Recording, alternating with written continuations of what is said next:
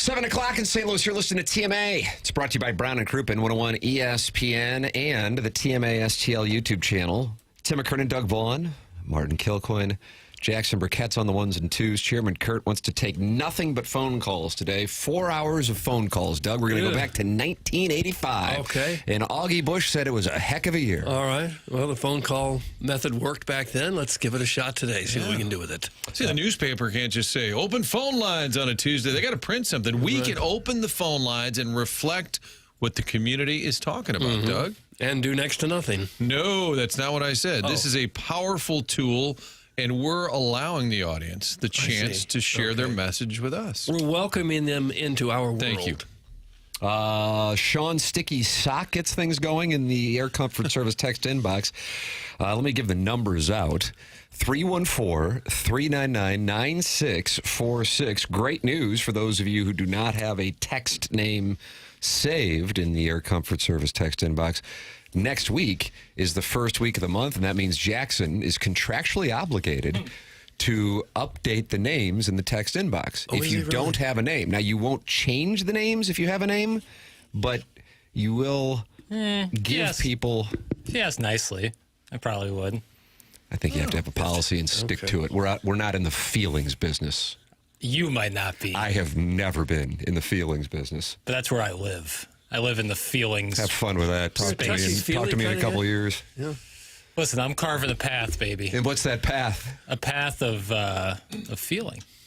Path of feeling. Was that a Boston album? I think it was. Amanda was on that, right? Maybe. More than a feeling? More than a feeling? Oh, Jackson's kind of evolving in front of our eyes. And then eventually you'll just become really bitter.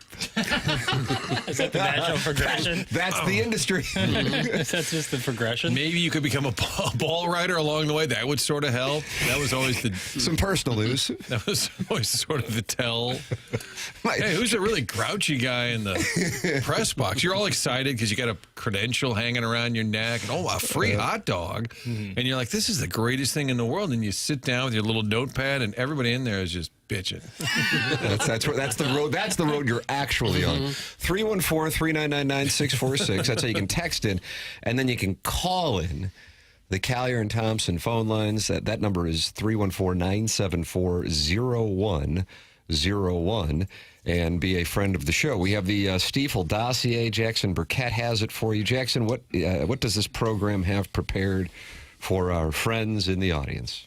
Well, we'll be talking about the world of sport, both locally, nationally, and possibly internationally. Internationally. Possible with Dalivor Dvorsky being called up, Do we have anything when you say we're talking about the world of sport? Nice read, Doug.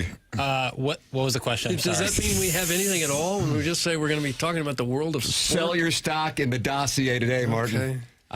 No, buy stock right now. Oh, wow. Now's the time to buy the stock. Because things are low. Expectations are low. Expectations are low, yes. And that's the time to buy. John Kelly will be joining us talking Blues hockey. Oh, that's nice. And then, just kind of mixing it up in there. Okay. That'll be different today. We're just going to kind of mix it up. Are we going to chop it up or mix it up? I think there'll be a nice mix. Okay. If you would like to chop it up, I'm always down. I love to chop it up. And if you want to mix it up, or if a caller wants to mix it up. Chop it up Tuesday? Yeah. Chop it up. Today is a kind of a chop up day, because it's the Tuesday before opening day. Calm before the storm. Calm before the storm. As we prepare ourselves for 162 delightful baseball games. There you go. I'm ready for it. I'm ready for the daily dialogue. Even if they're not world beaters, Doug, let's talk about it every day. Let's break it down. It's a nice soap opera, live entertainment. You never know what's going to happen. Guess what? The Athletic has come out with their MLB predictions, and they are expecting the Cardinals, a Cardinal representative, member of the organization, to lead the league in a category. Doug, would you like to fire a bet at the pot on what that is? This is from The Athletic this morning, just posted. I mean, this is hot off the presses. My first thought was Victor Scott in stolen bases, but Ellie De La Cruz will probably beat him out there. So I got to come up with another category that a Cardinal player is going to lead the National League in. No. What? A member of the organization. A member of the organization is going to lead the league in a category. Ollie, ejections. Yes! Oh. That was really good. That was really confident. Did I give off a tell? Well, I couldn't think of too many. Too many other options. Yeah, I had to correct Doug when he said player. There you go, Martin. Non-player. They got the Cardinals. Ali Marmol getting ejected on opening day, and then goes on to lead Major League Baseball with ejections. That's not a bad play.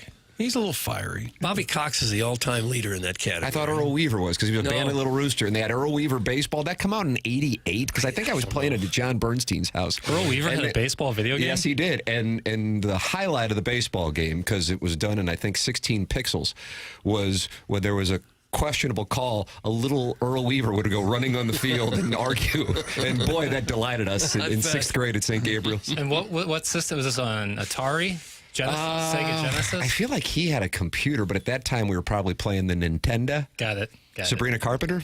Yeah, NES, right? Is that what they called it? Yeah, okay. I mean, we didn't call it NES then, but we just called Nintendo. Nintendo, right. It's just because that was folksy, and I, of course, was meat and potatoes even back then. It's just odd to me that like if every possible option to kind of center your baseball game around, they chose Earl Weaver, the retired manager of the Orioles. Like, wouldn't it be weird if they were like if it was like right now and it'd be like Terry Francona's baseball? Like, wouldn't that be odd?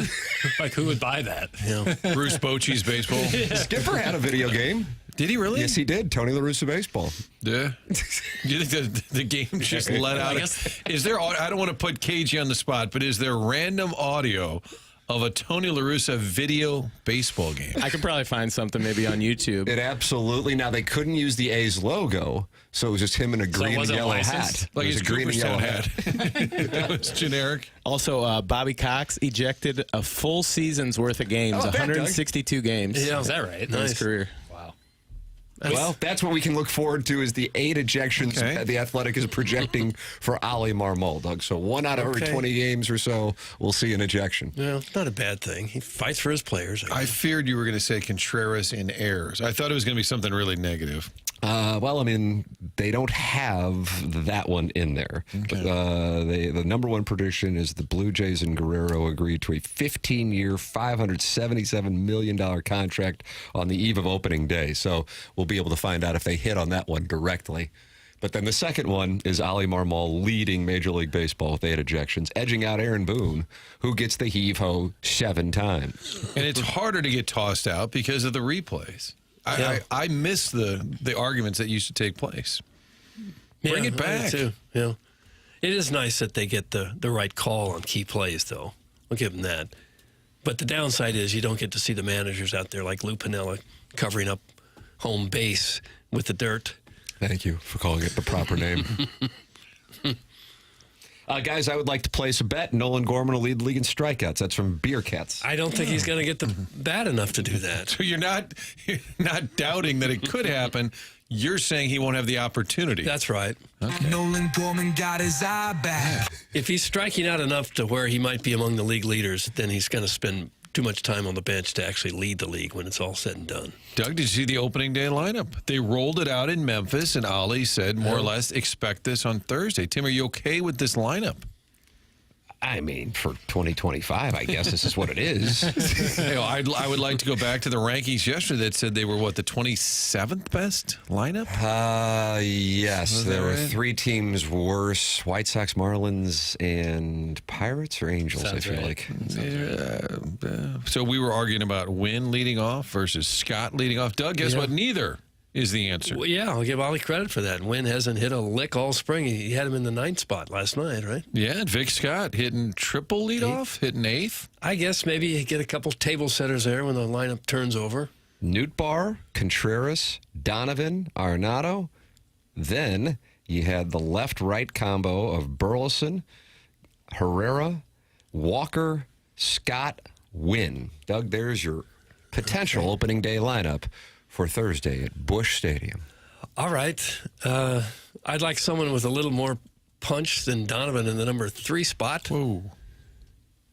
But I don't think they have anyone else. Nice squad. They barely beat a minor league team. The Cardinals did beat Memphis last night 3-2. Took their measure. Showed them. Yep. Yeah. I don't know who else you'd put third. I guess you could lead off ultimately with Wynn or Scott and bump everybody down a spot maybe. It's okay. Cardinals, they make lineups different than they did, a generation ago. They used to have the 2 most likely to get on base guys, whether they had any pop at all, hitting 1 or 2. That was Vince Coleman, Ozzie Smith. Yeah, that's kind of the way it was done. And now was Willie McGee hitting 3rd, Jack Clark 4. I feel like Tommy Herr had to be in there somewhere. he was 2nd, I Yeah, thought. okay. Yeah, there you go. And maybe Ozzie Smith was hitting 8th because the pitcher would hit 9th. Probably. Thursday's forecast, according to weather.com, which is more accurate usually than the phone. 68 degrees for your high, mostly cloudy, winds out of the south, 11 miles an hour, low 57 degrees. I think that's pretty damn good. That's not bad for this time of year. Yeah, we'll be down there. 101 ESPN will be down there, broadcasting live from inside Ballpark Village this Thursday for opening day. Cardinal home opener finally here. And 101 ESPN will be set up just steps away from the stadium. TMA will get things underway 7 a.m. live from Thursday from Ballpark Village. BK and Ferrari will be following as well. The opening day broadcast presented by General Pest Services, Rawlings, and Budweiser. So come on down and see this show live and in person. I will not be signing, though. Oh, come on. I will not be signing. Not even after the show? My agent said not to. So again, that's meat and potatoes. Okay, pictures, pics. I got to have a step stool. Okay, So But they can't be pictured, right? Like they have to frame it so that you can't really see. that's correct. and the person should bring the step stool, right? Because you don't want to have to hold on to that all Can't. day. I went to St. Louis U High. I don't have to carry Right. things. So if you want a picture with him, you must bring a step stool that he can stand on. So your kid needs to bring a glove to the game. Right. Dad brings a step stool just in case Timmy's there. Just in case. If you're going solo to a baseball game, no kid, how old is too old to bring a glove? You just hit home with a lot of listeners. Depends on where you're sitting. If you're sitting down low or in foul ball territory, I think it's okay. If you're driving 30, to the game, no I think glove. so. Who cares? What What do you if care I'm- what other people think? What if I'm in 400 with some fats? Then you look kind of silly. You look kind of silly if you're upper deck, far left field stands with a glove. You look kind of silly. What if I want to go play pepper with some of the players before the Pepper, game? no, you like that? Yeah, No Pepper game. Jackson down there playing Pepper. You look like that Pepper. What's the guy's name? Barry Pepper? Barry Pepper, yeah. Yeah. Speaking of, did we ever resolve the Bachelor baseball? Did he get a date? You guys that's were right. trying to be a conduit. The guy who gentleman called left in. a voicemail. Yeah. No updates? No updates as of now. I guess Do you we're have still- that voicemail? You know, Yeah, the give me a 7 moment. o'clock hour listeners, Doug, are different than the 10 o'clock hour listeners. And listen, there are people who listen throughout the day, and we're very grateful for it. But oftentimes people, Martin, this is what I heard from a program director back in the aughts. Listeners cycle on, they cycle off based on commuting schedules. Now in 2025, people podcast. But this was audio that we played, I believe, last Wednesday, in which a gentleman was offering great seats for the home opener. The exchange, however, was you had to be an attractive lady in between, specifically the ages of 46 and 59. Yeah. And then he would take it to the old ball yard. Take a listen here. Hello, Keith. My name is from over here on the east side. I had an idea. Maybe you guys can run with it, maybe not. I've got 2 tickets to opening day Cardinal baseball a week from today. They're really good seats, right on the first baseline. Got a good view of the Clydesdales coming out of the gate, all the way around the track, back into the gate. So I would like to take 1 ticket, and I'm looking for a beautiful single woman to take the other one, somewhere in the age range of 46 to 59. Call it the Bachelor baseball game or whatever. I just figured maybe you guys could do something with it, get it out on the air for the contest in the morning, see if there's some eligible bachelorette out there, and maybe make a connection. So if you got any thoughts or ideas on that, please give me a call. All right. Okay. That was left, for whatever reason, on our director of sales, Keith Krause's voicemail, but it was passed along to Mike Ryder, executive producer of 101 ESPN. Jackson immediately got it on the air to offer the service.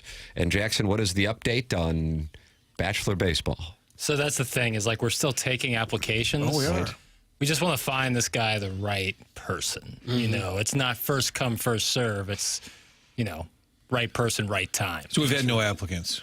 That's not true. Okay. Have we had any female applicants? That question, you know, that's certainly one to ponder. But again, you know, we have 2 days until first pitch. So I'm honestly surprised that we have not had somebody call in and say, my sister, my neighbor. I honestly You're thought. surprised? Yeah. I thought somebody would have. Blind dating in 2025 seems really antiquated. They got 40,000. Jackson's age shaming again. Well, I mean, come on. Like, what is Do technology? your peers, Jackson just turning 27 here this month, do your peers go on blind dates? Like a true blind date where they have no idea what the person Like a looks glory hole. Well, you know, I'm not gonna judge what my friends do. We don't kink shame on this show, and it's something that we've been proud of for 21 years. What someone does from the hours of 4 to 4:45 in the morning at a rest stop is none of my business. Really specific. Really. I had a few blind dates in college. It was a real roll of the dice. That's kind of what I'm saying. So, like a true blind date where you don't know what the person looks like, that would be like you'd have to be jumping through hoops almost to not see what the other person looks like. Yeah. How hard is it to take a selfie, you know? Arbor Day won the Texture of the Year, Doug, as you know, in 2023 and 2024. He's trying to do it again in 2025. I think he's the leader as we come to the end of the first quarter. And he says, if we get this guy a date to the game, won't his gaming council be lonely? That's from Arbor Day. Jackson, do you feel like? I don't think that guy games. I agree with you. I don't think so either. I don't think he games. I think he's just an excited guy about a baseball season with seats where you can see the Clydesdales. Yeah. I bet he plays washers. I'm rooting for this guy. Could somebody 46 to 59 is the cutoff. Right. If your sister or your wife is 60, I'm sorry, too old. 45, too young. Would that be weird if someone offered their wife to go to the game with this Well, gentleman? this show, it's certainly known to happen. Yeah. Thank you. Friendly Probably listeners. some who wouldn't care if their wife went. Yeah. I would love to talk to this fella. If somebody listening knows who that is, and I'm They not recognize the voice? doxing. I would just love for him on his own accord to call in and further explain the plan. Yeah, we know he's not afraid to call. He left a voicemail on the director of sales. This guy can have my wife and maybe my sister if he's really nice. That's from the Warren County Wizard. Okay. How about that? All right. But he only has one ticket. That's true. Yeah. But it would be a pretty big leap of faith for some woman to go down to Busch Stadium on her own, park, and just meet some random guy at a seat. It's a big old venue Yeah, you with a got lot it. of people. 38,000 of your closest friends. I don't know. If I were a lady and I had a chance to go out with a TMA listener, That's right. See the Clydesdales. I don't know. jeez, Doug. Yeah, what more do you want? Well, I'm pulling for him. I'm just saying, from the woman's point of view, there is some risk there. Yeah. All right. Well, the backup plan. If we cannot fill out the requirements, how about Cal May just goes and they just hang and have what a guy delight. date. nice day at the ball yard. Yeah, I think that's a great option B. Might even be better than option A.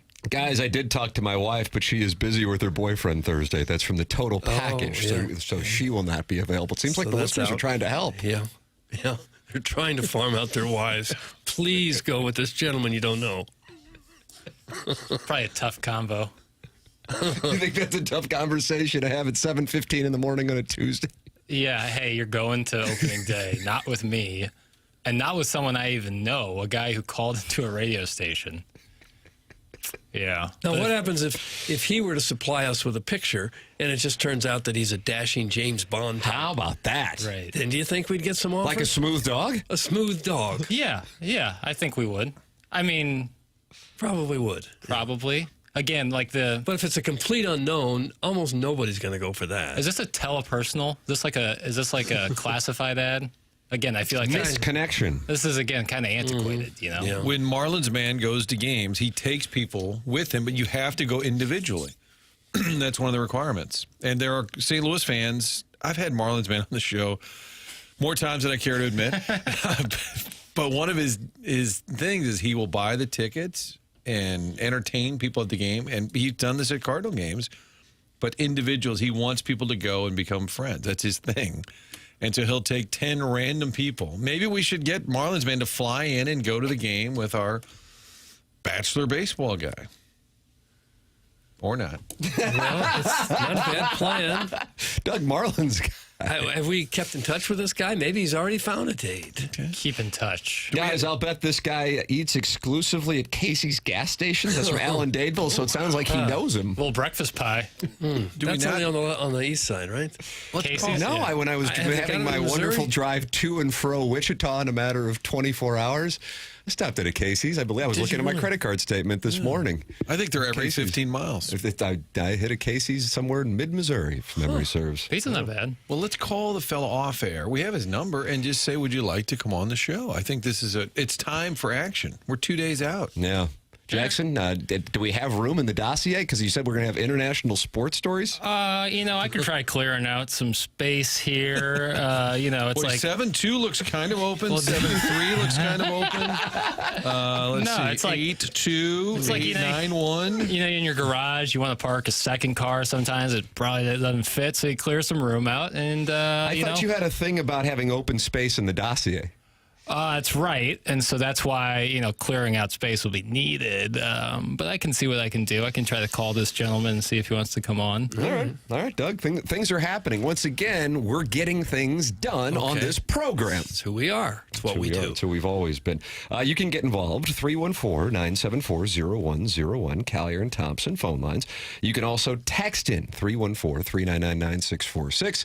And of course, we have the YouTube chat, which is brought to you by Michelob Ultra, and that's at youtube.com/TMASTL, and 144 friends of the Feather are in there talking it over. John Scores is talking to the Bridgeton landfill fume huffer, and then Bill's Holes is in there too, and he's talking to NBL, and he says clear out the 5 interviews that are probably set up. Jackson, you set up 5 interviews. Kick rocks.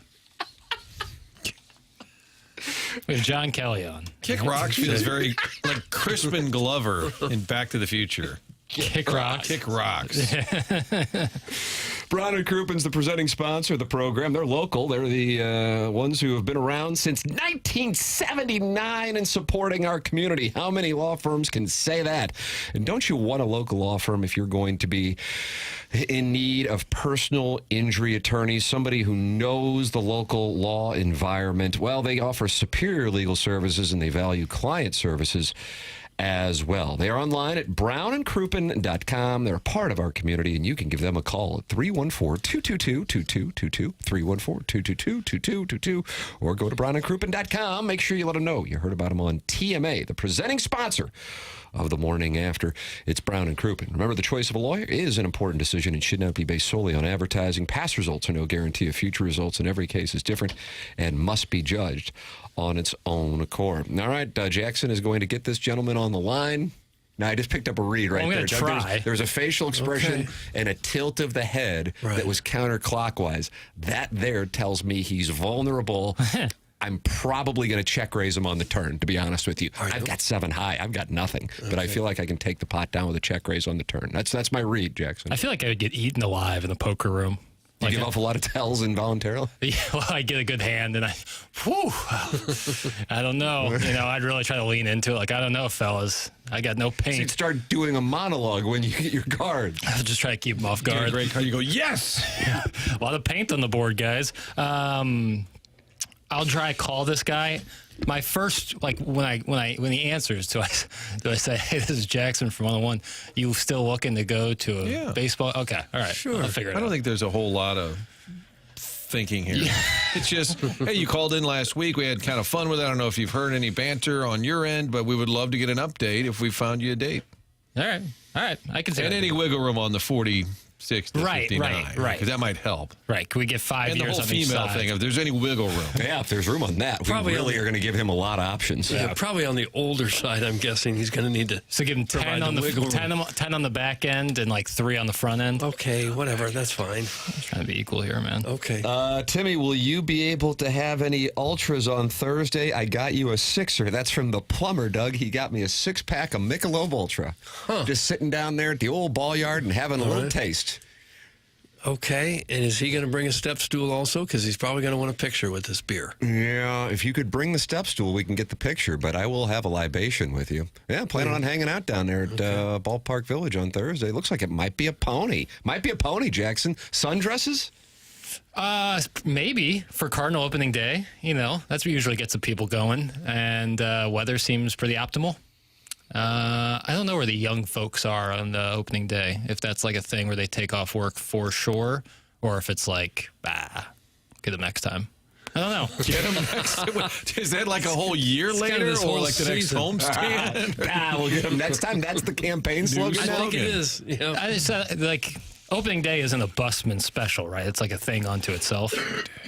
Busman special is separate from opening day. I would agree with that. Okay. Even though theoretically it is a busman special, by the time in a weekday, I think this is a one-off. Yeah. The busman special happens about 10 times throughout the course of the year, and of course it's a hotbed of infidelity. Right. So that's what I was going to say, is that a busman special, anything is on the table. And I mean anything. Well, I don't know. But opening day has like a little bit of, it's a little sacred. It's like parents' weekend tailgate, You're probably not going to be your most debaucherous, but, you're still going to get after it. I see what you're saying. But like on a random busman special type tailgate, It's on. it's it's SEMO in September, and it's time to SEMO, find a Southeast Missouri friend. State. SEMO in September. Well, I'm talking like Mizzou tailgates. Like there's like when it's homecoming or parents' weekend, you're gonna button it up a little bit. But when it's SEMO in September, you're gonna get greasy.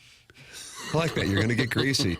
Jackson, here's a question for you. I know you are taking questions. Doug, Indeed. however, is not available I'm to. not. Is Jackson going to grind on some 55-year-old divorcee at opening day like he did a few years ago? That's from the Hunchback of One Castle. I've never ground. Grinded. I've never grinded on anybody older than 40 at opening day. Had a very clear number in mind. Under 40.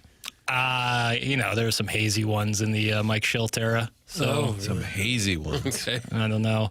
But certainly of recent, since I've been at Hubbard at least, I try Your best behavior, no. I have a reputation to uphold. Yes, he does, Doug. Yes, he does.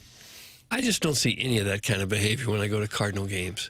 I just don't. I miss Where it all. would you I see guess. it? Like in the concourse? I don't know. You guys talk like an afternoon game means it's just an infidelity festival. I never see any of this Well, stuff. they're not. They don't have like a name tag that says "Hello, I'm cheating on my wife." I just see people watching a game and lined up for helmet notches. It's like invisible ink. You gotta squeeze the lemon on there and see what's going Really? on. Yeah, Okay.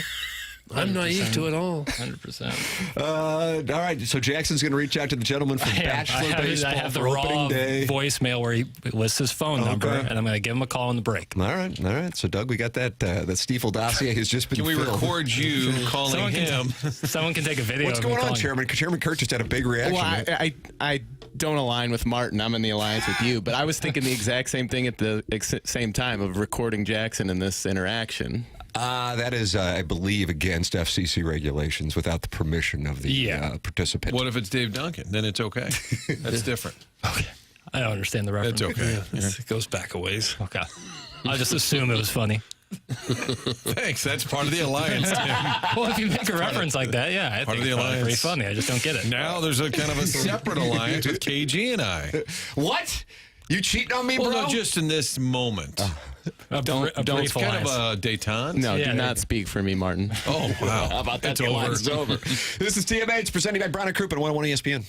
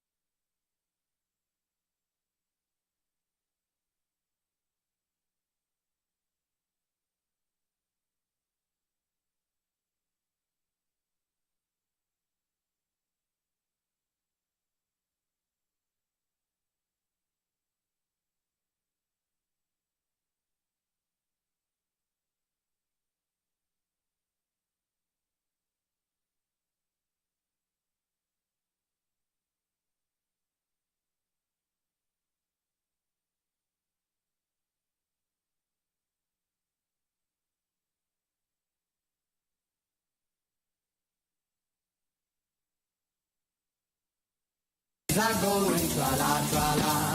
Look out on the mares, tra-la, tra-la. The Cardinals are coming, tra-la, tra-la. The Cubbies are saying the flags in the bag. The Cardinals are winning, it's too soon to brag. But when it's all over and October's here, Alberta will win it, 'cause this is our year. Look out, because we're swinging our clubs. Beware you mess, don't make any bets. We're drinking a beer, 'cause this is the year. The Cardinals are coming, tra-la-la-la-la-la. Power flute.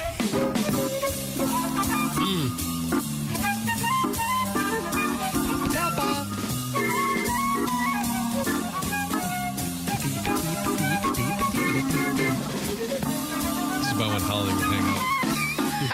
Right about here. It's the morning after, and it's presented to you by Brown and Crouppen. This is 101 ESPN. Tim McKernan, Doug Vaughn, Martin Kilcoyne, Jackson Burkett, and Chairman Kurt with you on the program. And Chairman Kurt is taking your calls at 314-974-0101. You're also welcome to text into the show, 314-399-9646, and email in for our Design, Air, Heating, and Cooling email of the day, the morning after at InsideSTL.com. Buck Swope not happy with the voting. I feel like that's my responsibility. I apologized to him both via email last week, Doug, and on the air yesterday, but he was not able to win, and he is still being shut out in the month of March. You can compete with the greats.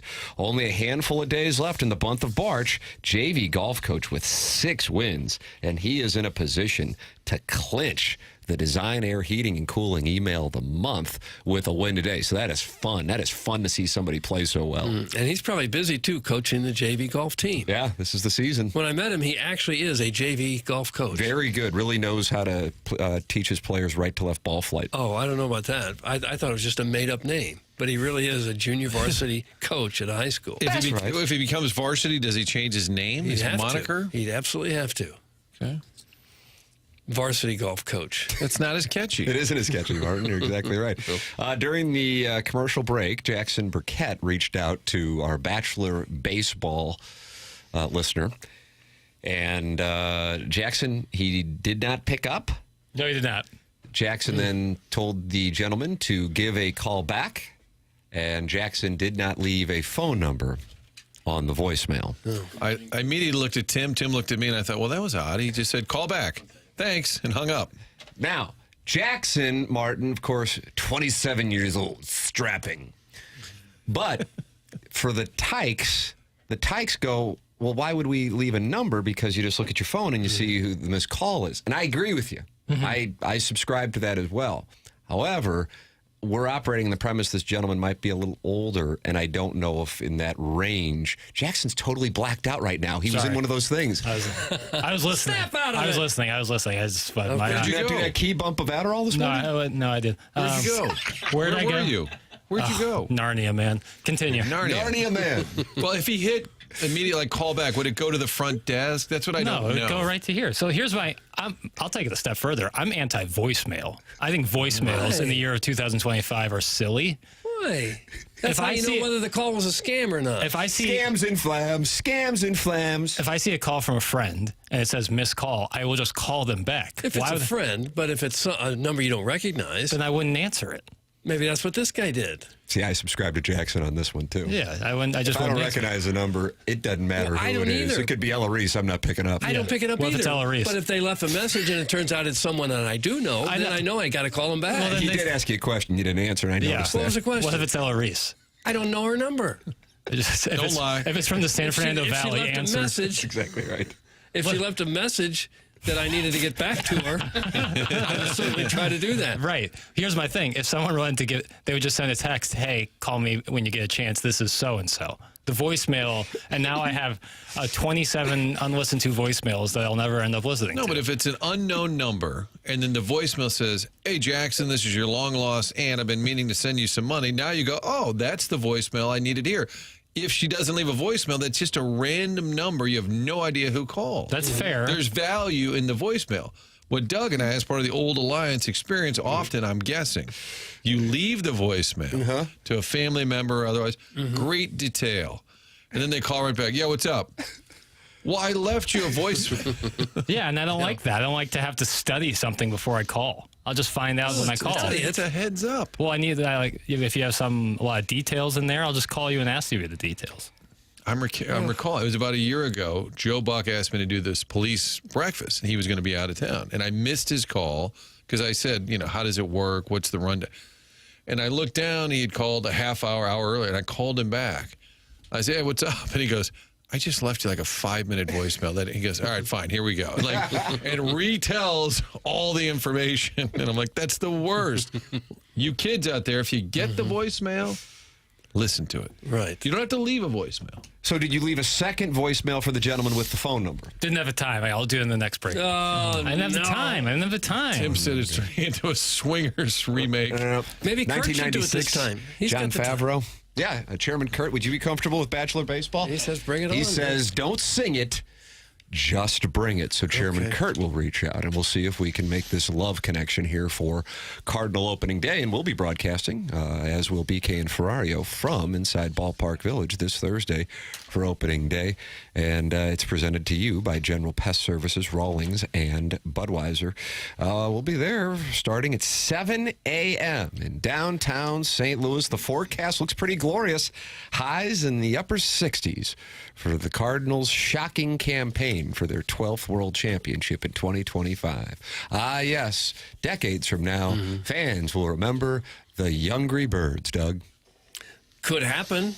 There's nothing to say that this club can't get hot. Nice. Except the roster, I guess. That would be the main thing. You mean to tell me that Jose Buto can't come on? We don't have Jose Buto today, do we? It's He not couldn't available. come on. Darn Not it. available. How about this prediction? This is a separate column in The Athletic with a different guy doing his 10 bold predictions for the 2025 season. And he's got this one. This will have Cardinal fans buzzing. Okay. Nolan Arenado gets back on the Hall of Fame track with a 30 home run season. How about that? Even Matt Holliday didn't really sound like he was thinking that. He said he probably needs to go to a different ballpark. It wasn't a great offseason for Nolan Arenado. All that talk about where he'd be playing this coming season was probably exhausting enough just to see the trade talks fall apart while he was trying to get ready for spring training. But throughout it all, Arenado has seemingly been plugging away at getting back to being himself. And one way he's shown some promise is how hard he's been swinging. Here are the top 10 players who have at least 150 tracked pitches this spring and have added the most bat speed, and Nolan Arenado is 5th in the game. That's nice. So 30 home runs for Nolan Arenado. There were some who thought that perhaps he was a bit injured last year, that he might have been shaken up somewhere along the line, and that's why he didn't make some of the plays at third that he normally made. I don't know if that's true or not, but if he was banged up a little bit, it could definitely have affected his bat speed. And if he's feeling better now, healthier, stronger, there's no reason why he can't turn the clock back. Again, he's only going to be 34 this year. He's not 40, so he should have another couple good years left in him. We have our TMA Fantasy Baseball draft in less than 12 hours. The Southside Seamen, the New York Yankees, Alabama Crimson Tide, of fantasy sports, of course, in there. We're favored to win again. I don't know. But Doug's club, the Prime Ministers, they're always a force. And since you're so high on Arenado, will you pick him in the first round? First round, no. But I would be happy to have him in the mid-rounds, I think. He's averaging going about 170th. 170th, so depending on the size of your league, that's probably, what, 5th, 6th rounder? No. Maybe 7th or 8th? How many picks per minute? Jackson's not happy with the math. It was the drop I had open. I liked it. Well, we got, what, 16 teams? I think most leagues probably have about 12. But we got 16, right? That's right. Okay. I'm not going to sit here and do the math. I would think he'd Feels go a about little the bit middle of the later, draft. is what Tim's saying. Later in the round. Vivian? I do think the Matt Holliday take on the stadium was interesting, especially with Arenado's, he said, his power to the gaps and at Busch Stadium. Those are deep parts of the park. It doesn't play well for his swing. And he said even when Nolan hits home runs, they're more line drive-esque. Yeah. That's why Houston would have seemed to have been a great spot for him. Because he probably would have hit 30 there. with that short left field. Yeah, that is the shortest porch going. My God, that thing drives me up the wall. Hey, Tim and Jackson, you asshat. What if I was a new potential show sponsor for the show trying to get in touch with you and you didn't listen to my voicemail? That's from Bob on the east side. You didn't listen to my voicemail. Again, my contention is you could send a text. Hey, Jackson, this is so-and-so. Give me a call when you get a chance. Well, if we didn't have voicemail, we wouldn't have Bachelor Baseball. There. No, I get Even it. though scissor me timbers. Martin, you're so wrong on this. No, It's just in the you're day- already on the phone when you call him. Why hang up the phone and then dial his number again to text? Just leave a short message. Okay. I'm just telling you where You're not going to do it, are you? And then you open up the voicemail and it's playing on 0 decibels. You have to hit a certain button to get it to actually play for you. You want to join me in KG? There's an What an AI ordeal. transcript that means that is nothing like the voicemail. It's the worst generated. The description at the bottom is not Hey, even close. Marcia. Yeah, it's not even close. It's your Aunt Billy. And you listen back to it. It's like, Martin, it's Steve. Yeah, it's not even close. A text is concrete. It's easy. Okay, just Whatever. takes Also, longer. a show sponsor has never called me first to then get in touch with the show. That's never happened ever. So Just hit me back. yeah, that's never ever happened. Hey, our commissioner for the Fantasy Baseball League, Doug, his name's producer Joe. He was a Yes. guest for Jackson's birthday.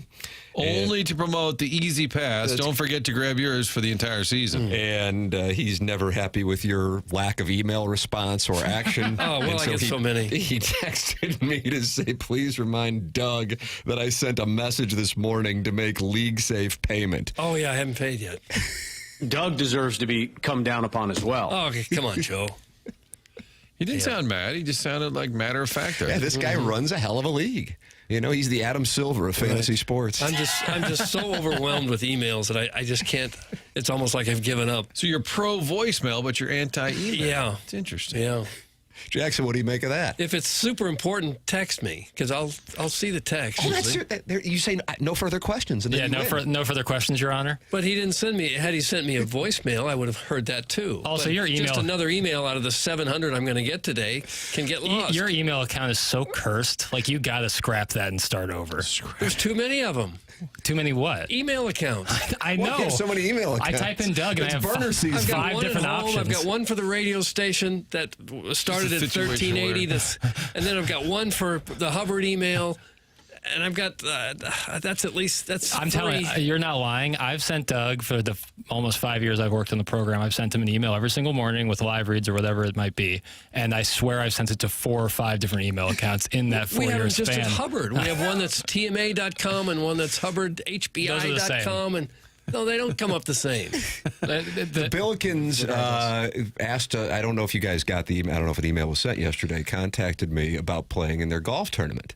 On May 5th, Doug, Cinco de Mayo. I think they want to see my shot shaping, and you guys, of course, are welcome to watch it in person as well. And asked me for all of our email addresses, and I immediately went, "Oh my God, what email address do I give them for Doug?" Because he has good so luck. many. Yeah. And then even when I do, you're probably not going to see it. Well, give them my phone number and they can text me. No, or leave you a voicemail. Right, I'll get that. You got to seem anti-voicemail in this segment. And yet Jackson, you're No, winning I'm right pro- here. I'm This is pro your vo- moment. I'm pro voicemail. I'm anti-email.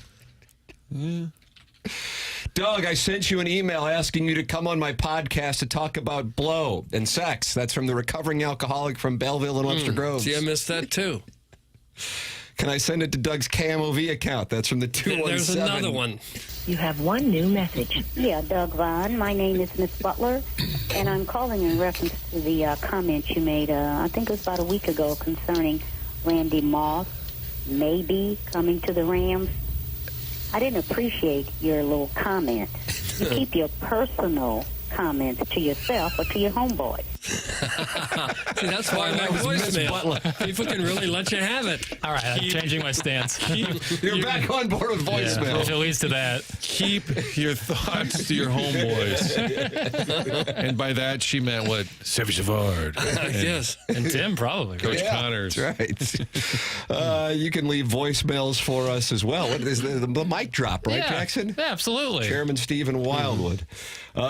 Guys, what email address does Doug use for his Brazzers account? That's from the 817. Dear Lord, I love Doug, but we're a month away from knee-high dark socks and some all-black New Balance. Blaming inanimate objects for your issues is so Gatesworth. That's from Arbor Day. How'd that feel?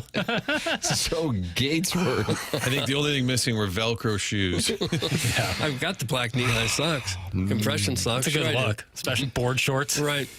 Design Air Heating and Cooling is online at designairservice.com. That is where you go if you have any issues with your heating and cooling system. The forecast here over the next few days, glorious, and that is perfect for opening day. Today, sunny skies throughout the day, high in the 60s, and for opening day, high in the upper 60s. Friday, Doug, we might hit 80, 79, and sunny. It is glorious. Design Air Heating and Cooling as the weather warms up. You want to make sure you get your air conditioning checked out and ready for the warm weather months. Do so with Seth Goldcamp, the longest-running sponsor on TMA, online at designairservice.com. I'm a client. Doug's a client. Martin's a client. You should become a client as well. It's Design Air Heating and Cooling. On the Stiefel dossier, John Kelly going to join us for the 101 ESPN St. Louis Blues interview at 8:15 as the Blues get ready to play the Canadiens tonight. Pre-game 6 p.m., puck drop 7 p.m.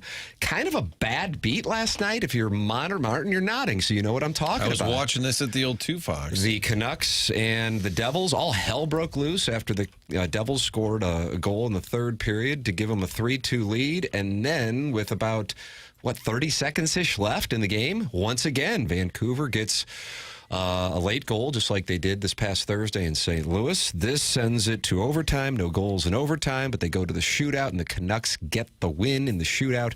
So Vancouver, that would have been a really rough one, and instead they go from getting 0 points in Jersey to 2 points in Jersey, and so now Vancouver sits at 78 points, 3 games back of the Blues. They have played 71. Blues have played 72. A development that I feel like we've talked about quite a bit here with Jamie Rivers and Chris Kerber over the last couple of weeks, the Minnesota Wild situation. They lose last night to the Stars, and so the Blues, with winning 6 in a row, are just 4 points back of Minnesota. Now, the Wild have a game in hand, but the Blues are 4 points back of Minnesota. And for Jamie Rivers' travel plans, he would really enjoy the possibility of the Blues getting to that 7 seed, and he gets to go to Las Vegas instead of Manitoba, which is lovely in April. Nobody's going to dispute that. No, but Las Vegas would be his ideal traffic stop. Yeah.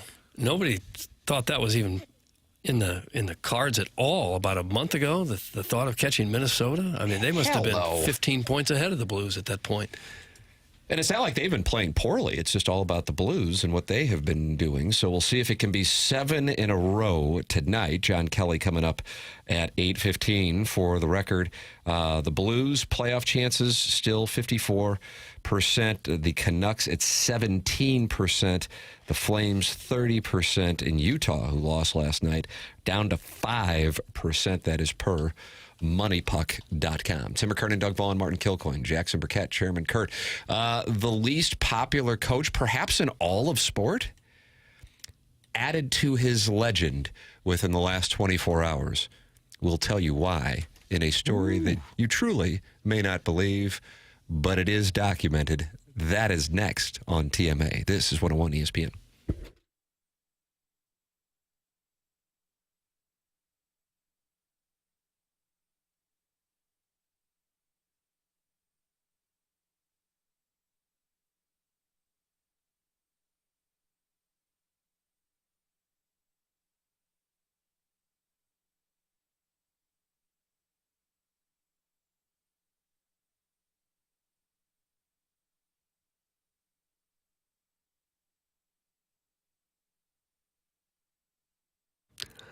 Almost overnight, it seems like the grass is starting to grow, growing fast. I think I've got a spot in my backyard that grew 2 inches in about 3 days.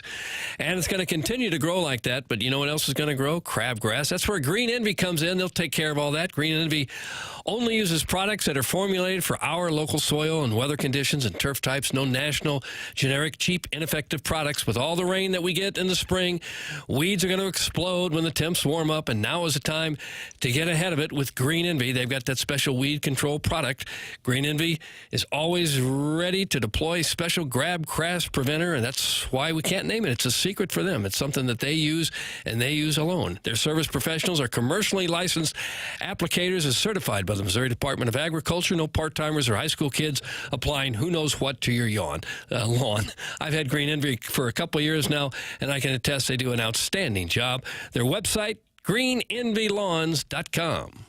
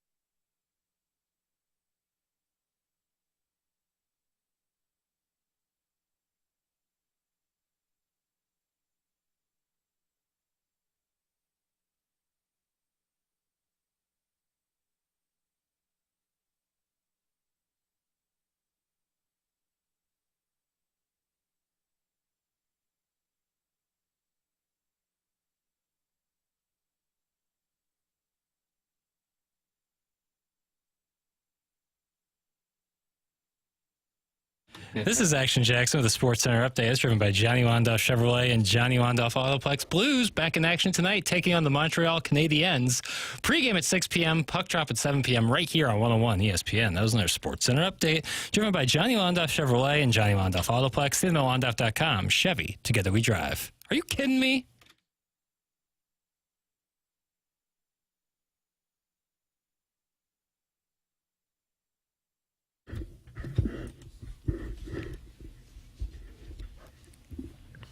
Doug, you like this one?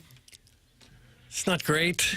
We were talking about Minnesota, and then they're playing the Twins on opening day. Yeah. Tom Lawless. No, it's not great. Lil Yachty? Yeah, a little boat. Not Y-A-D-I, but Yachty. That's right. Little Yachty. Tim McKernan, Doug Vaughn, Martin Kilcoyne, Jackson Burkett, Chairman Kurt with you. The program's called The Morning After. It's presented to you by Brown and Crouppen. Doug, you said Danny Hurley's a guy you'd like to sit down and have a boat drink with. No, I said I'm glad that he got beat. I lost to Florida. Probably should have won the game on Sunday. And here is the audio of the UConn head coach losing for the first time in 13 games in the NCAA tournament as he walked off the floor, walking past the Baylor Bears, who were getting ready to get beaten by Duke.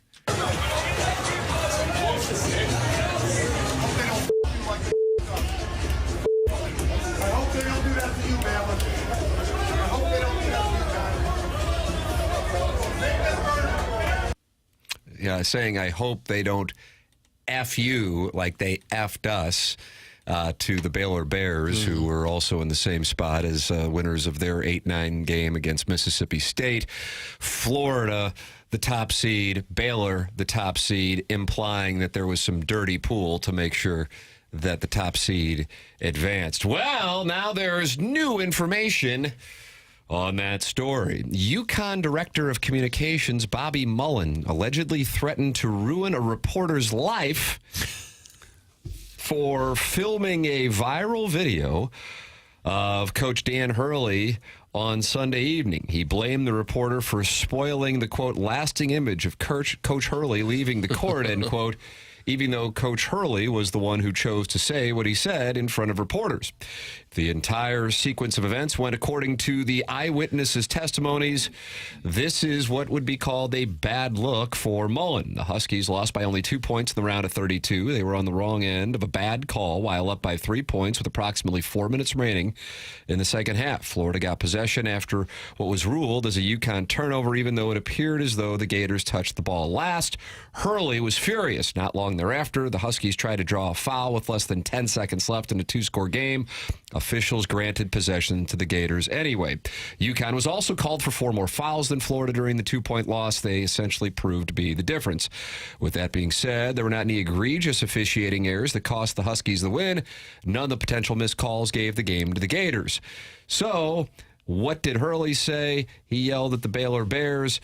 F them the way that they F'd his team. And the entire exchange was captured on video by Joey Ellis, a sports reporter for the Queen City News in Charlotte. His post on social media went viral, which leads to this development. The director of men's basketball communications at UConn threatened to, quote, ruin Ellis's life if he did not delete the video from social media. Was he going to have him whacked? Was a lot of mob activity up there? His life. The comment was made by the director of basketball communications, and multiple other reporters and staff heard the comments. This is the statement from Bobby Mullins. The lasting image of Coach Hurley leaving the court should have been his walking off the court arm in arm with his seniors, overwhelmed with emotion. Instead, a reporter who was in an area he should not have been recorded on his cell phone a private comment made to members of another coaching staff. So that's Bobby Mullins' explanation for what transpired. An area he should not have been is inaccurate. Mm-hmm. How many times have you seen footage of the team walking off? That's where they basically... Chris Webber had a famous blow-up after the Fab Five lost. They kind of corral the media, and everything is copyrighted and all these... You can't shoot any video. If you cover a tournament, you can't shoot any video, so they always put the media sort of in the tunnel waiting for locker room access. You always see these teams either walking off dejected or walking off high-fiving and hugging the coach. So that part, then that SID, that sports information director, he knows that. But to say I'll ruin your life, it's not like Danny Hurley had this pristine reputation. Like to me, it's not even finally come crumbling down. It's not even in the top 10 of Hurley being an ass. No, it's like it doesn't even really real. matter. No. It wasn't Dean Smith and oh my, how dare you ruin his 30-year reputation? And the only way to make all of this look worse is by doing exactly what they're doing right now. Like that's the only way it could possibly look worse. The guy's got to get fired, right? The communications guy. You can't threaten people's lives because they shot video of your coach misbehaving. That's absurd. He's got to go.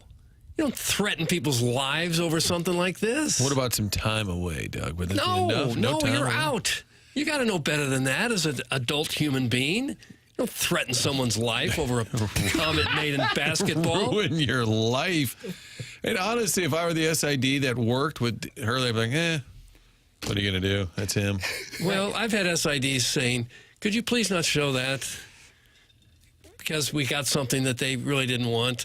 And if you have a good rapport with them and it doesn't really do anything other than sensationalize a bad moment for a coach, I've said, sure, we won't run that. But in this case, you got the most obnoxious coach in America who just lost, and it's a news story when he thinks his team got cheated by the officials and tells the other team he hopes they don't get cheated, and then you threaten someone's life over it. That's not good. That can't happen. It can't happen.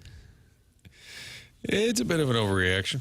It'll ruin your life. Again, it's Danny Hurley. Everybody knows he's a jackwagon. And if you're the SID, you'd say, hey, is there any chance you could delete that? It's just, we would appreciate it. After all we've had the last couple of years, it's sort of a crappy way for it to all end. You could make a polite request. Remember, Rick Smith was mad when 590 kept playing the Brenda Warner call-in? And the old Rick Smith, the old PR guy. This is how you handle it as a savvy PR guy. He called 590 and said, hey, you got to call off the jam. And somebody, like roller derby. Somebody answered the phone and said, I'm sorry, what? He said, you got to stop playing that clip. We're getting killed. So that's what he should have said, Doug. Call off the jam. Instead, he's going to ruin the reporter's life. As Bobby, but this is the sort of world you live in. College basketball coaches, maybe more, maybe college football, I don't know, where they just rule the roost. They have unchecked power, unchecked ego, and Danny Hurley seems to be the poster child for lack of self-awareness and just more banty than Earl Weaver ever was. Right. I went to a Billikens charity golf tournament once, and we were going to interview Rick Majerus when it was over. I knew it was going to be Majerus. Yeah. And before he did the interviews with the media, he talked to some of the boosters after the tournament, and our camera was right there, 5 feet in front of him. So I said, yeah, we might as well tape this. He might say something interesting. And he said some things that would have got him fired, off-color stuff, crazy stuff about the St. Louis education system, just horrible. Probably an endorsement. Just some horrible things he said. Funny, but horrible things, politically incorrect things. And I thought, oh my goodness, I think we've got our lead story. And by the time we got back to the station, I got a call from one of the SIDs there and said, is it possible that you wouldn't run that, please? I said, well, okay, sure. Wanted to maintain the reputation or the rapport we had with them. And it would have just been a fun story to run for one night and probably ruined him, and he'd probably gotten fired. And I didn't think that was all necessary just because he'd said something. Well, he did get jammed up when he was speaking at some event. It was like, hey, the Billikens coach is here. How's the squad looking? Well, this abortion ruling. And all of a sudden they're like, whoa. Yeah.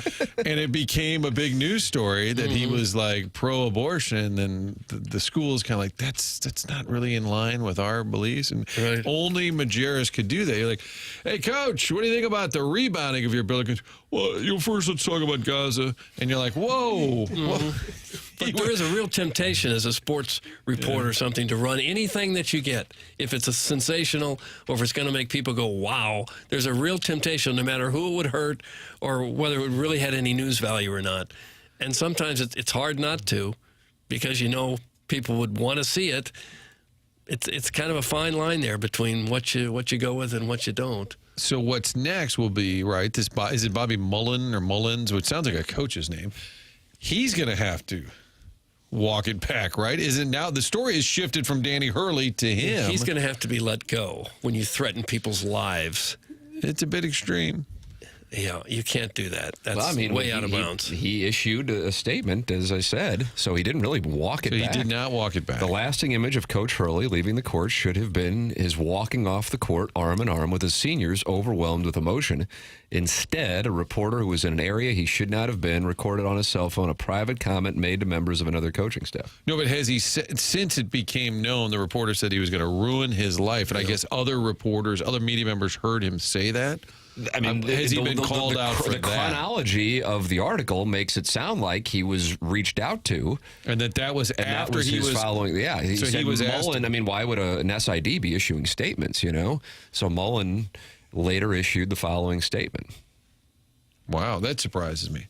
Well, the lasting image of Hurley for the season would have been him walking calmly, arm in arm with his team, if that's what had happened. But it's not what happened. Right, that's kind of where I'm at too. It's like, but he did this. That what he did happened. It wasn't like it was like AI. We saw the real him when he didn't think the cameras were on. But it's the Danny Hurley we all know and dislike. It's not a shocker. Why overreact if you're that sports information director? Doug, they are not happy with you in the text inbox for not airing the Majerus sound. The St. Louis media loves to protect St. Louis University, but goes out of their way to find scandals at Mizzou. Would you like to apologize to the 636? No, I wouldn't like to apologize to you. I wouldn't run that for a Mizzou guy either. I wouldn't. I mean, there's a real temptation to run something that's wild and crazy like that. But if you know the guy and you like the guy and you have a rapport, you just can't blow it up every day. Reggie White was as big as anything in the state of Wisconsin. He went to the state capitol to address legislators, and they sent this photographer. I worked in Madison, and this was after I left, and I knew the photographer. He's one of those guys who are there. When's my lunch break? All right, well, when's my coffee break? He was always about his break. Yeah. So they sent him down there, just shoot some video. Hey, Reggie White's in town. And I guess he started talking, and he kind of went on a religious rant and his beliefs or whatever. And he called back to the station and said, I only brought one tape because it was beta. He goes, I'm going to need more tape down here. He's still going. And it became a huge story because he just started talking off the cuff. So you never know what they're going to say, Doug. I think if it's a more formal setting like that, if the guy's up there at a speaking at a microphone as opposed, that's different than if this was kind of a casual get together after a round of golf. It didn't feel like I felt like I was kind of intruding on it at the time.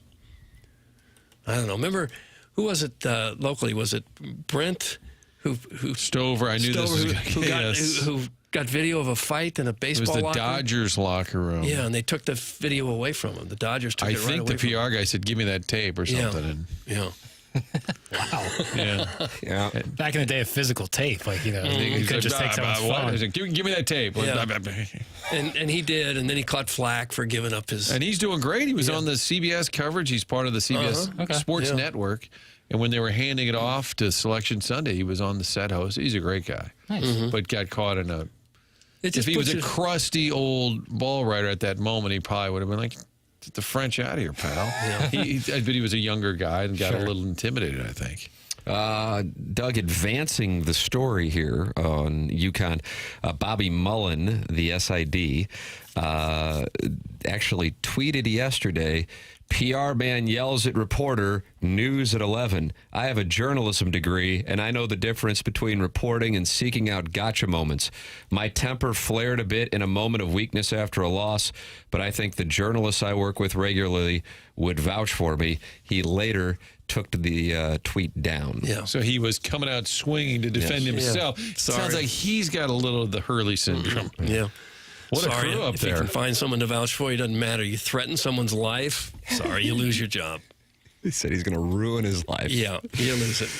You can get involved in the program, 314-974-0101. That is how you can call in to our show. You can also text in 314-3999-646. You can email in for the Design, Air, Heating, and Cooling email of the day. And we have the Michelob Ultra YouTube chat, and that's at youtube.com/TMASTL, where you can watch the show. 241 friends are gathered in there watching the show as we speak. And it's brought to you by Michelob Ultra, 95 calories and 2.6 grams of carbohydrates. It's only worth it if you enjoy it. With beautiful weather this week, go out and enjoy the day and enjoy a Michelob Ultra, sponsor of the YouTube chat on TMA, youtube.com/TMASTL. Michelob Ultra, sponsor of the YouTube chat. Tim McKernan, Doug Vaughn, Martin Kilcoyne, Jackson Burkett, Chairman Kurt with you. John Kelly's going to be joining us coming up in this Fisher Window and Door 8 o'clock hour. This is TMA, presented to you by Brown and Crouppen on 101 ESPN and the TMASTL YouTube channel.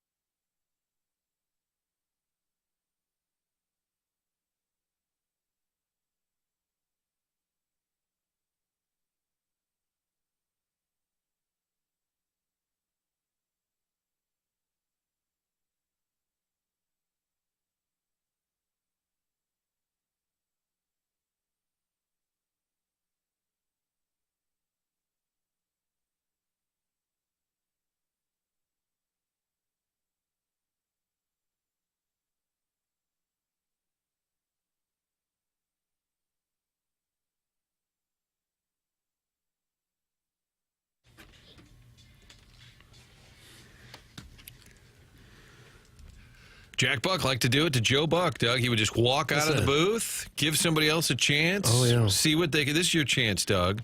Take over this show. That's what Tim has done. He's walked away and left it on our shoulders. So he's given you an opportunity. All right. Well, look who's here now. Terry Crouppen joins us. Crouppen has stepped hi, into guys. Hello. Good morning. The show is brought to you by Brown and Crouppen. You can call them or call Fox 2. It's just 222-222-222-222-222. You just keep calling 2 until me or Terry picks up. Until one of us. Yeah. You said you're excited about this Bachelor baseball? Well, I don't want to, maybe get this guy too excited about it, but I just wanted to say to him that I was once voted the person you'd like to sit next to the most at a Missouri bar function because of my snappy conversation. So while I can't produce everything he might like, I could give him we could. Tim Terry is offering to be the Bachelor baseball date. We were talking in the hallway. Maybe I shouldn't even talk without knowing how good the seats are, He said the seats are pretty good, Terry. Yeah, but you can see the Clydesdales. Have you ever seen when you see women are not a good...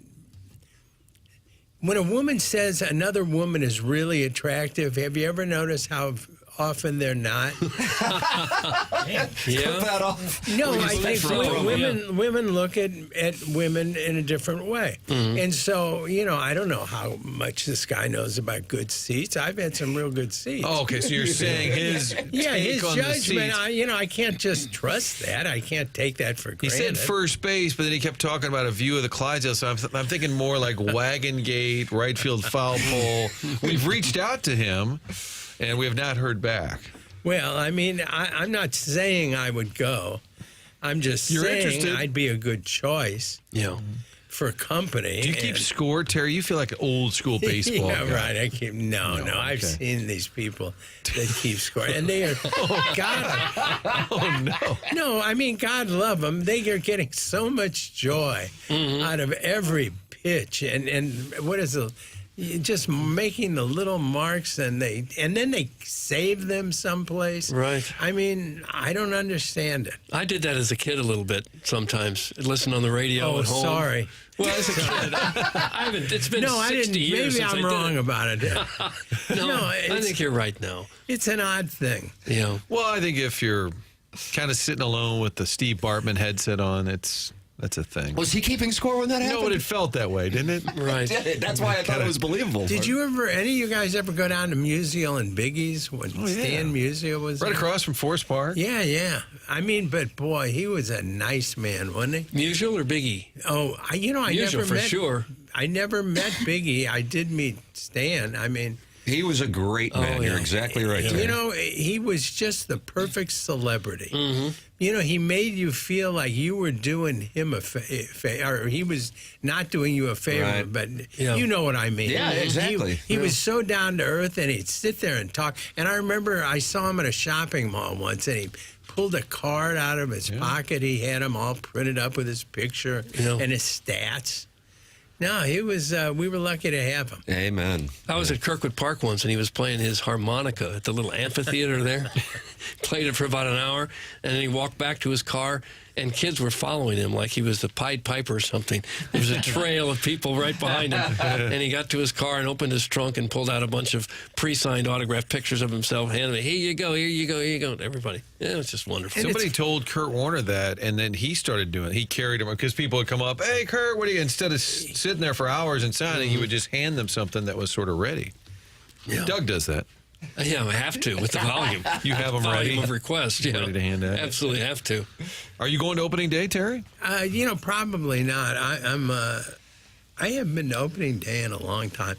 It just means way more to some of the people that work for us and work with us, and so I just think let them. It's a better thing for them. Yeah. I went to a Super Bowl twice. Actually, The Rams? Did you go to both Rams Super Oh, did Bowls? I ever tell you about it? I haven't told you guys any of this story. No. When I was Francis Ford Coppola there. What? We went to the Super Bowl in Atlanta, and my son is married to a girl from Atlanta, so we stayed with his family there. And we went to, it was a terrible weather, if you remember. We went out and went to a party and went to a restaurant, and Andrew Jones, the outfielder, was giving a party. And so we tried to get in, and of course they turned us away. So my son Andy said, you know what? It was a miserable day. I had a coat. Put your sunglasses on, pull your baseball cap down, and we're going to tell them that you're Francis Ford Coppola. I can kind of see it. And well, I could too, actually. I looked very much like him, which is not the most flattering thing to admit. And anyway, so we go in. Andrew Jones comes over to me. he sits down. He wants to talk about all the Godfather movies, which I had not seen. All of them. Well, I'd seen the first one, but they kind of fell off after the first one. And so he wanted to talk to me, and young women were, and I was with my children were all there. So I'm like, these girls were coming over, wanted to talk about movies, and I would hand them off to, and then, the next night we were in Atlanta. We get a reservation at the Atlanta Fish Market, which was the hottest thing in Atlanta. And when I get in, a friend of mine sees me there and says, Crouppen. And I say, shut up. I'm Coppola. I'm Francis Ford Coppola. But it was, and then we were in the paper. They said Francis Ford Coppola. Oh, really? And a party of 10, were there. And young women were coming up wanting to roll in your next picture? Yeah, and I would have liked to have let him. No, but it's amazing. He's a very big and I tried to be the very best Francis Ford Coppola I could. Have you ever been to his vineyard where you walked in? I actually have. And people are like, hey. No, because everybody looks like I'm there. Okay. I wish we had Andrew Jones going up to you like, hey, tell me about Fredo. You're like, I'm sorry, what? Never saw it. Yeah. I mean, I made it, but I never saw it. I'm not totally familiar. And you were able to tap dance around all the questions and make it seem believable? It was very loud. So yeah, it's easy. You just, you. And we went the next year, or 2 years later when they went to New Orleans, when they lost. Yeah. And I was Francis Ford Coppola. Again, you returned. I was. And I ran into really loves that football. I ran into Nicolas Cage there. Who is actually which is his Coppola. nephew. Oh, yeah, my gosh. yeah. And so He could probably tell it we wasn't had him. we had to get out. Yeah. You're covered in blood. Oh, there's Coppola family here. Get out. You took their table. That was the Maxim party. Oh. I actually remember. How was the Maxim party? That was a big magazine that was a good at party. that time. And do you remember Tom Arnold? Sure. Oh, yeah. Yeah, I got Tom Arnold into the Playboy party. Oh, did you? Yeah, he couldn't get in. And How'd you get in? Because I was Francis Ford Coppola. Oh, you got in the same way. Yeah. Yeah, and I was generous with my celebrity. What? Hey, I'll send you a bottle of wine. Thinking about Godfather 4. Don't tell anybody. A bottle? What are you, a cheapskate? A case? Case, yes. It's true. The story. Have you ever written a book? No, are you kidding? I hardly can write my name anymore. Terry Crouppen in studio with us, the Brown and Crouppen Morning After, and Terry kind enough to join us here in the 8 o'clock hour. I apologize, I cut you off. What were you about to say, Terry? No, it's nothing of any importance. That's our job, okay? That's our job. Don't steal our shtick. Are you still working a lot? You still working full time? I meddle, as my son Andy says. You come down and you just meddle. Just leave us alone. You stick your nose in other people's business, that sort of thing? Yeah, I got nothing to do.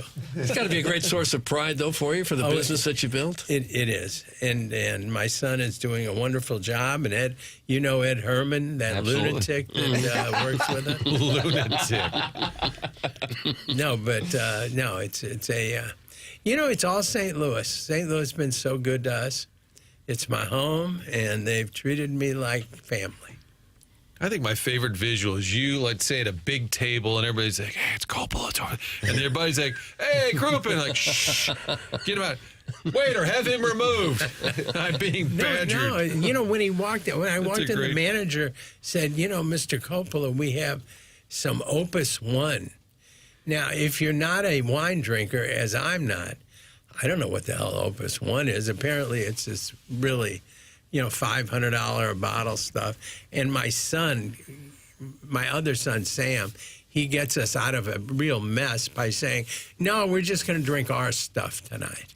Oh, nice. Wow. So it was. You've got the routine down, haven't you? Oh, yeah, we were very good at it. Did you have to pay for anything after they thought you were Francis Ford Coppola? I wasn't. They didn't like him that much. Oh, you still had to pay. All right.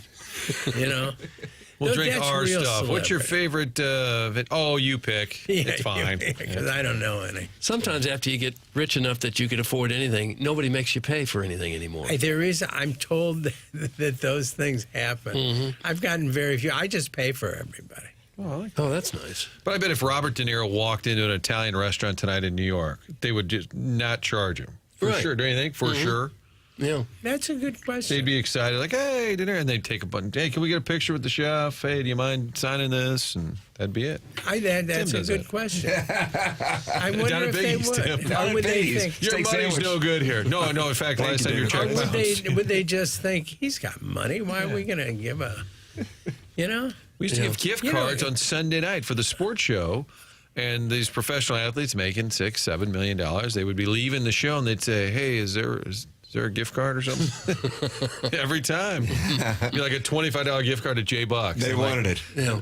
I'm like, well, By the way, is there any kind of gift card around? wow. I didn't even think. Doug, I mean, it's a fair I didn't even ask. think of I mean, you are the asking. presenting sponsor. How about this, Terry? My sister Nikki has worked for Terry for several years and loves Brown and Crouppen. That's from the son of the West County Turkey Baster, Doug. Now we got Little Beer Cats and the son of the West County Turkey. All right, These second new generation. generations of TMA listeners. Well, we'll see if we can get you hooked up on Thursday for opening day. If we can get you with the Bachelor Yeah, of the Baseball. No. Okay. You are out. You are It was just doing a bit. It was Yeah, a it's a shtick. Yeah, Okay, it's a shtick. Come on. When we go to some, I'll end up in a van somewhere. Terry Crouppen with us here. Brown and Crouppen is the presenting sponsor of TMA. 314-222-2222. Or go online at brownandcrouppen.com. Terry, always good to see you. Thank you so much for coming in. Good seeing you guys. That's Thank Terry you much. Crouppen Go with us. Cards. Fight Cardinals, beat Twins. Thursday opening day. We'll be broadcasting live from Ballpark Village, as will BK and Ferrario. Brought to you by General Pest Services, Rawlings, and Budweiser. You're listening to TMA. It's presented to you by Brown and Crouppen on 101 ESPN and the TMA STL YouTube channel.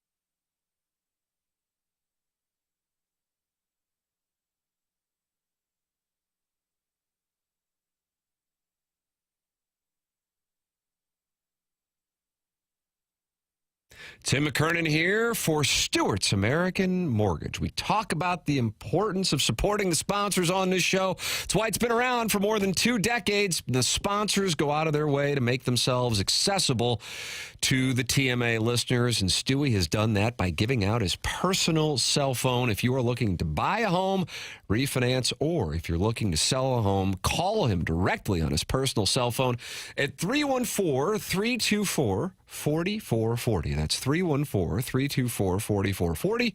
Or you can Google the Bagel Loan. If you're someone who's looking to purchase a home or refinance, or if you're looking to consolidate some of your ugly credit card debt, maybe you don't know exactly what direction to go to do any of these things. Well, we'll make it easy for you. Call Stewie from Stewart's American Mortgage Corporation, and he'll help you every step of the way. Call him directly on his personal cell phone, 314-324-4440, or you can Google the Bagel Loan.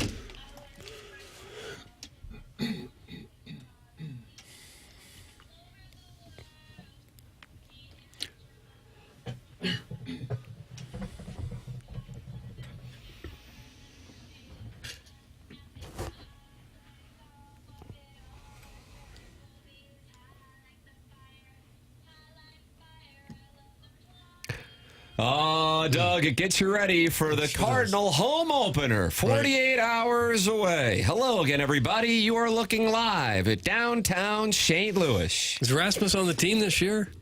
He'd probably be a middle-of-the-order hitter if he was. He'd slide in that 3 spot. They are not happy with Jackson for playing this song. Stop it with this Cards BS. Hey. It's from the 314, and Jackson was sent in with caps. Oh, well, then they must be in business. I like the tune. All right. Well, I mean, good thing is they'll be playing more music to come. Okay. So is there a problem with it because it's a Cardinal song? I know you don't know, but I don't get what the issue is. Do you not like that specific one, or are you mad that we're talking Cardinals? It's just one guy. St. Louis, Missouri. It's just one guy. Don't worry. Now here's a second guy. Just shoved an ice pick through my ear hole. That's from the 217. Well, it's just 2 guys. Yeah, it's just two guys. 2, that's all it is. You can text in 314-399-9646. Air Comfort Service sponsor of the text inbox. Collier and Thompson sponsor of our phone lines. That number is 314-974-0101. And, of course, you can email in the morning after at InsideSTL.com. On our Stiefel dossier, we have John Kelly joining us here in about 10 minutes. Blues and Canadiens tonight here on 101 ESPN. Pregame gets underway at 6 p.m. and the puck drops at 7 p.m. as the Blues try to make it 7 in a row. I love the song, Jackson. Don't listen to the B-fibs from the 636. That's Mr. Licks. Doug, he is not on board with 636 area codes. Well, he doesn't like west of 270, I guess. I bet he's not a big 5'7" guy either. I could see that being the case. He's probably not a big 6'18" guy either. I would say that's probably a good read. Yeah. Guys, we need more St. Louis Vipers songs for the return music. That's from Mrs. Janny Shanahan. I don't know that I've heard one. I think Bernie Federko was the GM or the owner of the Vipers. Rollerblade hockey. I believe so, yeah. Sounds right. Yeah. How about Colby Rasmus' career earnings? Can I throw that one at the dais? Okay. That's a tough one. I don't think he ever from made 09 to 18. Yeah, that's a while. So he probably made $50 million. My honest answer is 45. I'm not going to price is right, Doug. Okay.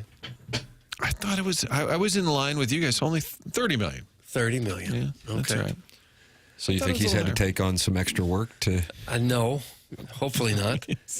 He played right before the salaries just went completely ballistic. He made about 2, 4, 7, 8, 2, 3. Yeah. Today he'd be about a $15 million a year guy, probably. What if he ever comes back? You know, they always bring players back. Sure. Well, it was kind of an awkward period there with was his dad on the message boards, I think? He was his dad was on coach. message boards? Wasn't his dad I don't think chiming, or was he tweeting? Dad would chime in on things. Martin, we got breaking news. Oh, my. The Bachelor baseball is on the Collier and Thompson phone lines. Chairman Kurt, you were doing a pre-show interview over there in the Cut Corner. Mm-hmm. What were you hearing? Well, we have our Bachelor on hold. Nice. Kind of just ran him through. He wanted to know, what we were going to talk about. If he needed to be ready to talk, I was like, no, we'll be gentle. We'll guide you through it. So he's ready to tell his story. You said that before. A little creepy. All right, the Bachelor baseball. All right, I like this. Is on great. the Collier and Thompson phone lines. Good morning, sir. Hey, good morning, guys. How are you doing? We are doing wonderful. How are you? We're 48 hours away from opening day. That sounds great, and hopefully in 48 hours I'll be doing a whole lot better. So you left a voicemail for our director of sales, who was kind enough to pass it along here to our program, and you wanted to take a single lady in between the ages of 46 and 59 to the Cardinal home opener, and you had some wonderful tickets. Have you gotten any responses yet? I have not. Okay. But I just didn't know. I didn't know the avenues to get it out there, and I figured, you guys are on the air. It's all of St. Louis County, and the entire area is listening to you. Amen. That's true, Doug. Look at the numbers. Just not females 46 to 59, apparently. Right. Yeah. This is more of a 20-something females. Well, maybe somebody could tell their mom. Yeah.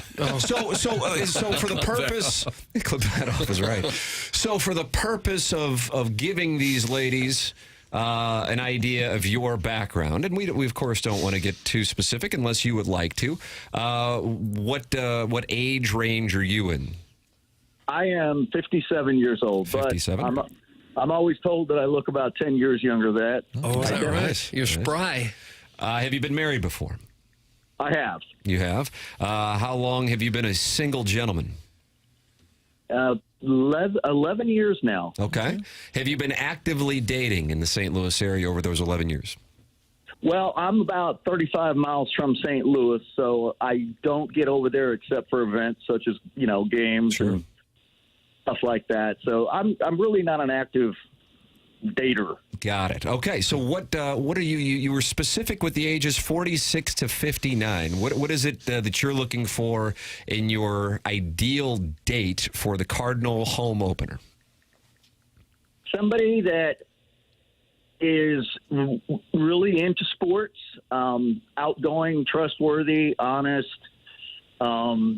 beautiful. Just somebody who's just looking to have a good time. Mm-hmm. Yeah, I mean, Doug, I feel like he described you. Is there any interest in Doug Vaughn? I don't want to, I'm not trying to do any conversion here, but I want to make sure I ask it. Any interest in who going? In me. He asked about me, wow. and I don't think it was fair. No, I'm pretty much looking for a female companionship. Oh, boy, you're not very progressive. Why? It's 2025, pal. Why? Any wiggle room on the age range? Okay, what was that about the age range? Any wiggle room on the age range? You said 46 to 59. What if we have a 42, 43, or what are we going to do? Perv out, baby. Oh, that'd be fine. Yeah. As long as they're cool hanging out with a 57-year-old guy, Yeah, but you look 10 years younger. That's right. Just how good are these tickets? How good are the tickets? Let's see. It's section 138. Oh, no, he's going to give out don't give out the row in the seat because we don't have listeners taking pictures of you. Yeah. All right. Okay, that's a good section. Yeah. That's a good section. That's good. It's down on the first base side, so you'll be able to see the Clydesdales come out of the gate all the way around the track and into the gate. And That'd be a big just a selling few of the fields. All right. Okay, so what is the vetting process? We're going to get some candidates here. How do we best vet them through a clearinghouse to get them to you? Wow. I'd probably have to tell you that in private because I don't. Sure. Oh, Martin, you're going to get together. Okay. Yeah, if you could ask me that off of the air, Okay. I give you a little bit more info, and you could get it out there in the most diplomatic way you guys see. Sure. All right. I just wonder if a picture of yourself to put on our website might help things. Yeah, Jackson will get that out on the Twitter tweets. I could probably do that for you, but we could talk about that as well. As your representative, I want to make sure I let you know in advance. That's a bad idea. That's a bad idea. How's it going to attract any Phillies? Yeah, I mean, you could probably run through like mugshots.com and find me on there somewhere. Oh, there you go, Doug. There's a selling point. Now I'm starting to think we might have a match. You've had some legal trouble, have you, fella? Not at all. What can I ask your occupation or your background a little bit? Do a little more here. I am a retired Air Force guy. Okay. How about that? So you live out there by Scott Air Force Base? I live out kind of somewhat near Scott Air Force Base. That's correct. Okay. Look at you, Doug. Yeah, Muscuda. You live in Muscuda. I don't live in Muscuda, a little south from there. Oh, okay. So you get down to that, what do you got there? You got the Redbud. Mike Kelly's from Dupo. You got Waterloo. That's way. Okay. That's it's fine. We're just going up and down Route 3. It's fine. All right. Tim, you're better at this Chuck Woolery kind of thing here. How are we going to make this happen? Well, I mean, people are sending in questions, expressing interest. So, Doug, we already have some fish on the line, and things are starting to develop. And again, you don't have to answer any of these questions. I will give you advice, but ultimately, you're going to make your own decisions. If you do want to send in a picture and have Jackson put it on our Instagram and our Twitter, we, of course, will support that. Just again, I know you've retained me as counsel, and I feel a responsibility to let you know I would describe that as a bad idea, Jeans. Here's one of the questions. Answer the only question that matters. How many zeros you worth left side of the decimal point, pal? Oh, wow. how many zeros am I worth left of the decimal point? Yeah, they're asking about your net worth, please. That's right. I'm about to get paid in the Escalade. Oh, Frank might want to go with it. I tell you what, with me, it's a golden gem, so I would say priceless. How about that? I'll be dirt. There you go. So that answer is given. Okay. How about this? I'm a 53-year-old single white female. That's from the 636. And I have to tell you, I actually think, in a stunning development, this is real. This is real. Why would you think that? Text history. Martin and I study the text histories to know whether or not we need to get the authorities involved. You see what I'm saying? So we got to develop. 53 is in your. You said 46 and 59, correct? Yeah, somewhere in that ballpark. All right. All right, KG, is it possible you could call this person? Yeah, anything for you, Martin. Thanks, buddy. Oh, there's an alliance built. No, it felt a little condescending. I don't know what the dossier is like on Thursday's broadcast, but is there any chance of like a dating game down at Ballpark Village? Oh, Doug. Oh, there'll be some women down there at Ballpark Village. You better believe it. Yeah, what Without about, a ticket? hey, what about that? Just come down. We're going to be With your doing a show ducats. from 7 to 11, and we could, that way they can see you. We don't have to put it on social media. And you can see them, and we can do a little dating game right there at Ballpark Village on Thursday. How's that sound? You know, that was going to be my second option, but with you guys kind of pushing it, that would give it a little bit more publicity. I was just going to come down there with a sign on my back saying I've got 2 tickets. Wow. I think that's a wonderful idea. It doesn't necessarily narrow the field, but I think this way, I think this allows some ladies who want to go and maybe they're interested. They can see you. You can see them. Doug, you can facilitate the love. What am I supposed to do? Facilitate the love, and we can do the dating game live on the air. I have to facilitate love? Yeah, facilitate the love, I think, is the name of the program. I gotta bring Welcome back to gloves. Facilitate the Love. Spread the love, dog. There's Jennings. This texter that says I'm 53, single white female, months earlier texted about being on a date that someone took her to a game and then said left me there. I had to Uber home. Oh, so this, no. Not there is some necessarily an experience. advertisement. I know, but there's some experience with this sort of situation. We need her to call in next. That's right. Or you could kinda- call her, KJ. I'd be kind of curious why they left her there. That's pretty Well, bad. That's a good read. Well, you have to That get tells, into that that. tells me you're sharp. That's why I'm glad to have you as my client. Let's see what we got here. Well, this is interesting. Doug, things are starting to happen. Okay. Hello, I'm 43, 6'3", 200 pounds. I have abs. Could I join you for some Lady and the Tramp helmet nachos? Oh. That's from Eric in the Central West End. So he is interested again, but your preference, to be clear, is a lady, 46 to 59. And we will have some participants for Doug's new game show, Facilitate the Love, That's not my live show. from Ballpark Village, where we'll be shooting the pilot from 7 a.m. to 11 a.m. on Thursday morning. Yeah, that's great. You can drop the 46 down to 40, 43, 42 if you want. Yeah, All I right, thought you might be flexible on the younger side. Yeah, that shows gentlemanly Yeah, perspective. And bump the upper number up to 61. Oh, Okay. that's sporting. All right, so Okay. 40, Is this Lexington Steel? It isn't. 43 to 60. You know, I'm kind of in the middle of those age ranges, so yeah, Right. that sounds good. Are you a gentleman who keeps yourself in good shape? I do. Yeah, I would think so as a Air Force guy. Would you like to share your height and weight with the many female listeners of the Morning After? I can give you a quick spiel. I am, with shoes on, I'm 6 foot. I weigh about 175. Oh, there you go. No tattoos. I have a couple in mind, but I just haven't gotten the brazen balls to go get them yet. Oh, Right. Dude, we get it. You work out, guy. Evelyn likes it. Yeah, I'm very athletic. I'm into golf, baseball, softball, volleyball. I love the outdoors. Love animals, horse rides, cats, dogs.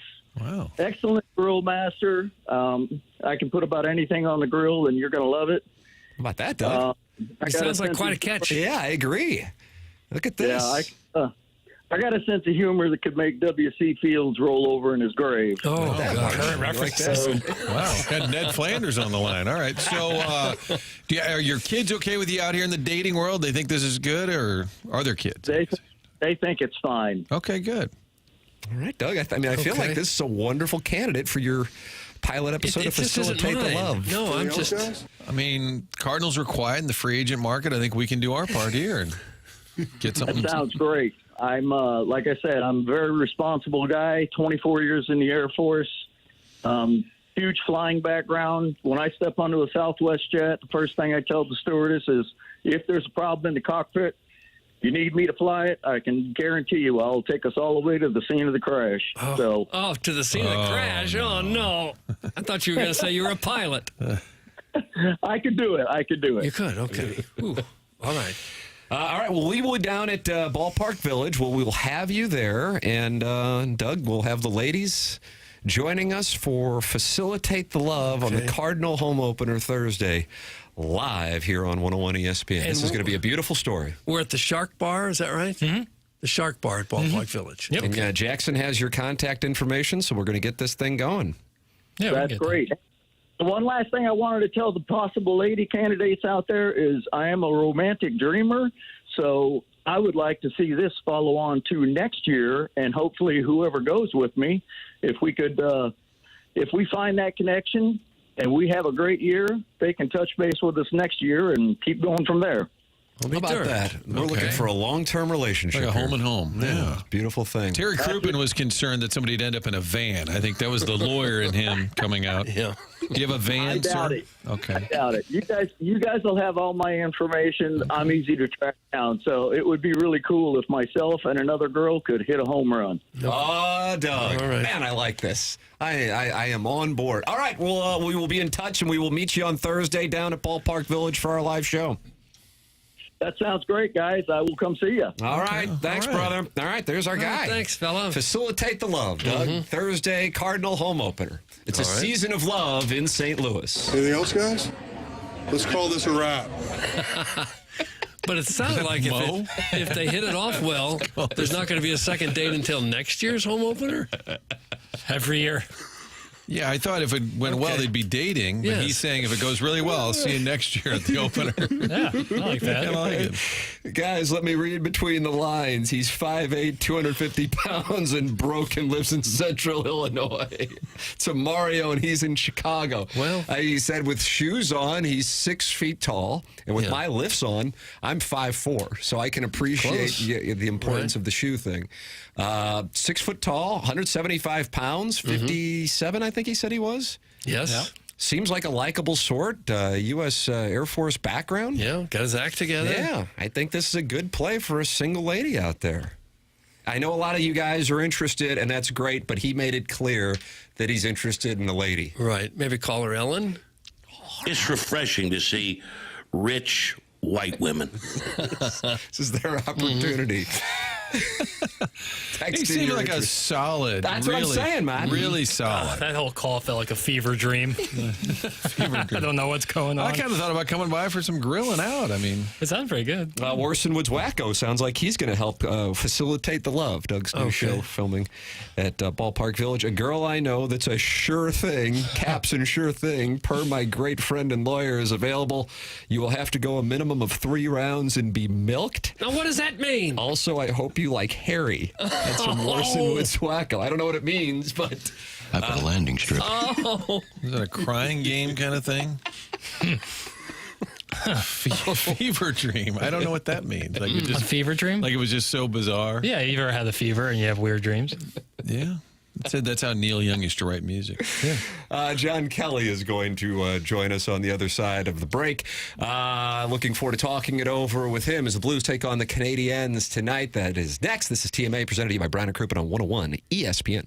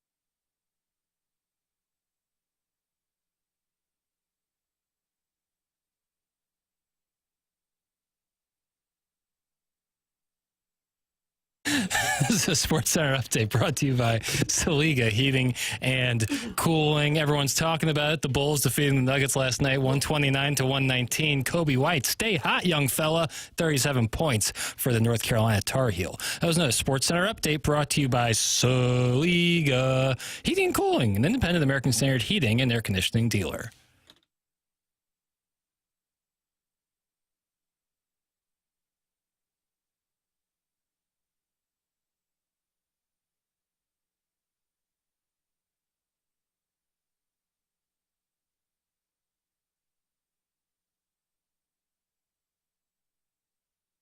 This is the Morning After, and it's presented to you by Brown and Crouppen. My name is Tim McKernan, alongside Doug Vaughn and Martin Kilcoyne, Jackson Burkett on the ones and twos. It is our pleasure to welcome to the Collier and Thompson phone lines, John Kelly of the St. Louis Blues television broadcast. Morning, John. Hi, Tim. How are you doing today? I am wonderful. How are things with you, sir? Doing great. This is incredible. Every week I feel like I'm saying that to you, but yet here we are, and it continues. And the thing that stands out to me about this past weekend is they didn't really play that great. They acknowledged that themselves. Jim Montgomery talked about it. Some of the guys talked about it, but yet they were still able to pick up all 4 points. And that really speaks to where this team is because, man, about a month and a half ago, if they played a bad game, I don't think they were beating anybody. I don't care if it was the Blackhawks or somebody else. And so that is an indication of where this team is. What did you think of both the performance this weekend and where the team is at this moment as they head down the stretch with the final 10 games? Well, Tim, as usual, I agree with you. Clip that you're off. on the mark. No, that's it. John, you didn't have to do that. Good for you, John. No, I was concerned about the weekend because the Blues had such an emotional win against Vancouver last Thursday. And you knew there was going to be a letdown Saturday against the Blackhawks, and there was. They won the game 4-1. And then the Predator game on Sunday was basically the same type of game. The Blues got outplayed for parts of it. As a matter of fact, they allowed over 30 shots on Sunday. That was the first time they've allowed 30 shots or more in 18 games. I mean, that's how well they played defensively. So they had great goaltending on the weekend from Hofer and Bennington, and didn't win without their best stuff. So to me, that's what good teams do. You can't play your best every night, have your A game. And the Blues found a way against, especially a bad team in Chicago. Nashville's not a bad team; they're an average team, but they found a way to win without their best stuff. So that's great to see. And over the last 15, they're 12-2-1. That's like the best team in the league for almost 2 months. Did you see this coming at all? That this was even possible? Well, I know we talk every week, guys, and I think at the Four Nations break, the Blues were 8 points out. And I think we all agreed that the Blues had to go on a great run. I'm not sure if I saw this in the cards, though, quite honestly. So they've now won 6 in a row, as you said. The game before the Four Nations break, they beat Chicago in a shootout. So they're now 13-2-2 in the last 17 games. So that is a heck of a run. But having said that, they're only 4 points ahead of Calgary, and Vancouver won last night. And they're 3 back of the Blues. So the Blues have to keep on winning. It's the bottom line. I'm not trying to be negative, but there's a lot of pressure here to keep on winning. And they play a team in Montreal tonight that is really almost like the Blues. Yeah. They weren't struggling. The Blues weren't struggling before the break. They were basically a 500 team. But Montreal going into the break was 1-7-1. Since the break, they're 8-1-4. I mean, that is just a drastic turnaround. So the 2 hottest teams in hockey meet tonight, the Blues and Canadiens, and both teams currently occupy the second wild card position in their conferences. So this is going to be a great matchup tonight. And maybe one of the positives, John, despite all this pressure to keep winning, it feels like they've had a lot of relatively low-stress games. Some where they'll blow them out, but scoring early, kind of instead of, we always said they were chasing the game at the beginning of the season. It seems like they've made it a little easier on themselves by kind of controlling games on the scoreboard. Yeah, Mark, that's a good point. There are many games, and I'd have to go through my scorebook that I keep. But there have been many games during this stretch where the Blues have had a 2, 3, 4 goal lead in the third period, and they've been able to rest the big boys. And that is key, especially when you consider they've been without Parayko now for over 2 weeks. And, of course, in the last game, Leddy and Sundqvist did not play for maintenance reasons. So, they're getting banged up. They played a lot of hockey. Even though there haven't been a lot of high-stress games in particular, the Blues have had a very busy schedule in the last month. And it continues here this week. So after this week, the Blues get a little bit of a break. After Saturday's game in Denver, they're off until next Tuesday when they host Detroit. So, but until then, it's a game, off-day game, and that's the way it's going to go the rest of this week. For most of this season, Bennington was playing 2 out of 3 games, sometimes 3 out of 4. Over the last 8, it's been every other game. Hofer's getting in there every other night. Do you think they'll keep that up or what? Yeah, I was a little bit caught off guard, not surprised necessarily that Hofer played Saturday against Chicago, and it turned out to be a great move because he was really good, especially in the second period when the game was scoreless. And then the Blues got ahead, and then they, of course, cruised in the third period. But he was really good, and I say that because Binnington had played Thursday, and he normally plays 2 games out of 3. In addition, Hofer had beaten Nashville twice. So what happens? They play Hofer Saturday, and he's great, and they play Binnington Sunday. So Davey Alexander, the goalie coach, and the Blues coaches know what they're doing. It worked to perfection. But do I expect that to continue every other game? No, I would think you're going to see, again, Binnington play 2 of 3 down the stretch here. And if you're the Blues trying to get a guy like Dvorsky up to speed for down the road, what a great time to kind of enter the mix when the team's winning, playing at a high level, as opposed to a team that's out of the race. I would think if you're Doug Armstrong, you could draw it up. And granted, you don't want to mess with the lineup, but for Dvorsky, it seems like a great time just to get a little taste. Yeah, exactly. And who knows if he'll play tonight. I would assume Sundqvist will play. At least that was the indication from Jim Montgomery, and we don't know about Pavel Buchnevich, who, of course, did not play on the weekend. So that's another question mark. So it's great to see a kid like Dvorsky get a shot, even if it's only a few games or who knows how long, but it gives him a taste of the NHL. And don't forget, Jimmy Snuggerud of Minnesota plays, I believe, Thursday night in his first-round NCAA game. And obviously, I'm not pulling against the Gophers and Snuggerud, but if he were to lose, he could be available to sign with the Blues after that game. Whether he does, I don't know. I would think he would, but I thought he would last year, and he didn't. So we'll see what happens. John Kelly, our guest here on 101 ESPN. Tim McKernan, Doug Vaughn, Martin Kilcoyne with you on the program. John with us every Tuesday on TMA. I saw Jeremy Rutherford's column yesterday on The Athletic regarding both Dvorsky, of course, as you made reference to, John, up in part because of the health situation, and then the Snuggerud situation, which is developing with Minnesota and them getting underway, and it is on Thursday when they start playing. Do the Blues want to mess with, obviously slants the question with a negative term, but do they want to do anything with this chemistry that the team has right now, even though obviously those guys have major upside? What do you think the organization would choose to do in the spot? Well, I think, number one, the Blues have a very experienced coaching staff, headed up by, of course, Jim Montgomery. So they know what they're doing.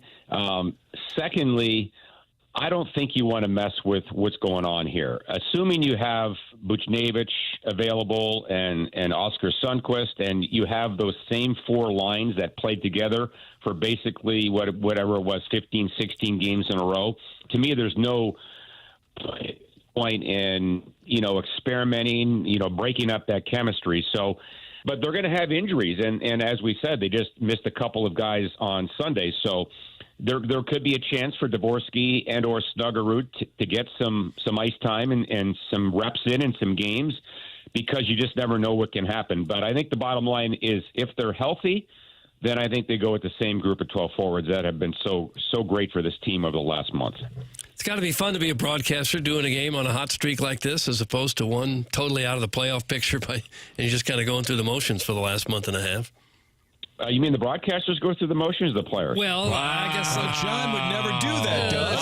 Wow, John, I apologize on behalf of Doug. Delete that from the archives, Jackson. This is my last appearance on your show, Tim. Oh, Wow. Wrap it up. Oh, That's been said. Now, that's been said before. That has been said. That's standard.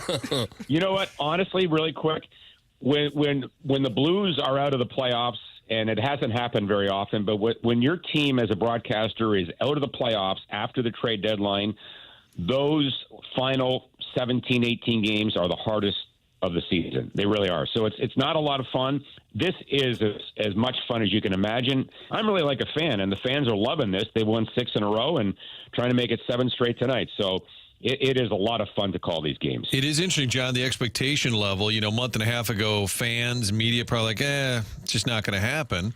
And then all of a sudden this happens, and now it's almost expected. Like if they don't get in, we're going to get back to a huge letdown. I feel like I think what you alluded to earlier is the pressure's really on to maintain this. Like for this to have value or meaning long term, you got to keep it going. Yeah, it's a good point.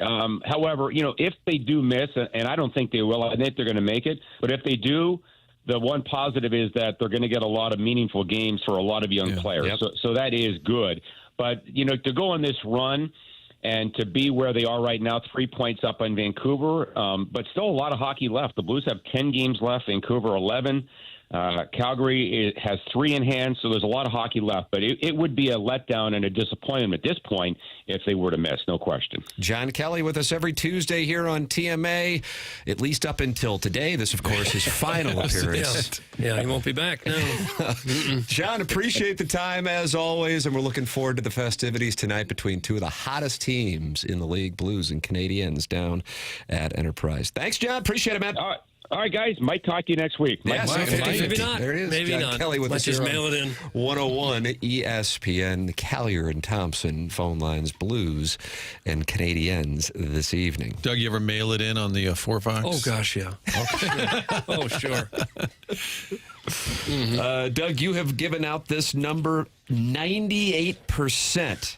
For the Blues to make the playoffs. That's correct. That's your money. Puck has them at 54%. You've got them at 98%. I do. Yeah. Currently, if you wanted to put $100 on the St. Louis Blues to win the Stanley Cup, when they do, and I believe they win it on June 12th, is that correct? I know the parade is June 14th. I have to check on that. That you will be handled $100 bills. That is $10,000. So you might as well put a couple pucks on net if you're wouldn't interested. Wouldn't be a bad bet. On that. For the record, who do you think the favorite is? How about, did you say who do you think the favorite is? That's a delay tactic, Martin. In the National Hockey League? I'll say Florida again. No, I'm sorry. To fix the Canucks. I'll say Washington. No, I'm sorry. Doggone it. Would they factor in historical? Like, I can't pick Winnipeg just because of historical. How about Vegas? No, I'm sorry. Well, can we have initials? The playoffs started today. The Blues would play the Blackhawks, who knocked them out in the first round last season. Okay. Mailing. Speaking of mailing.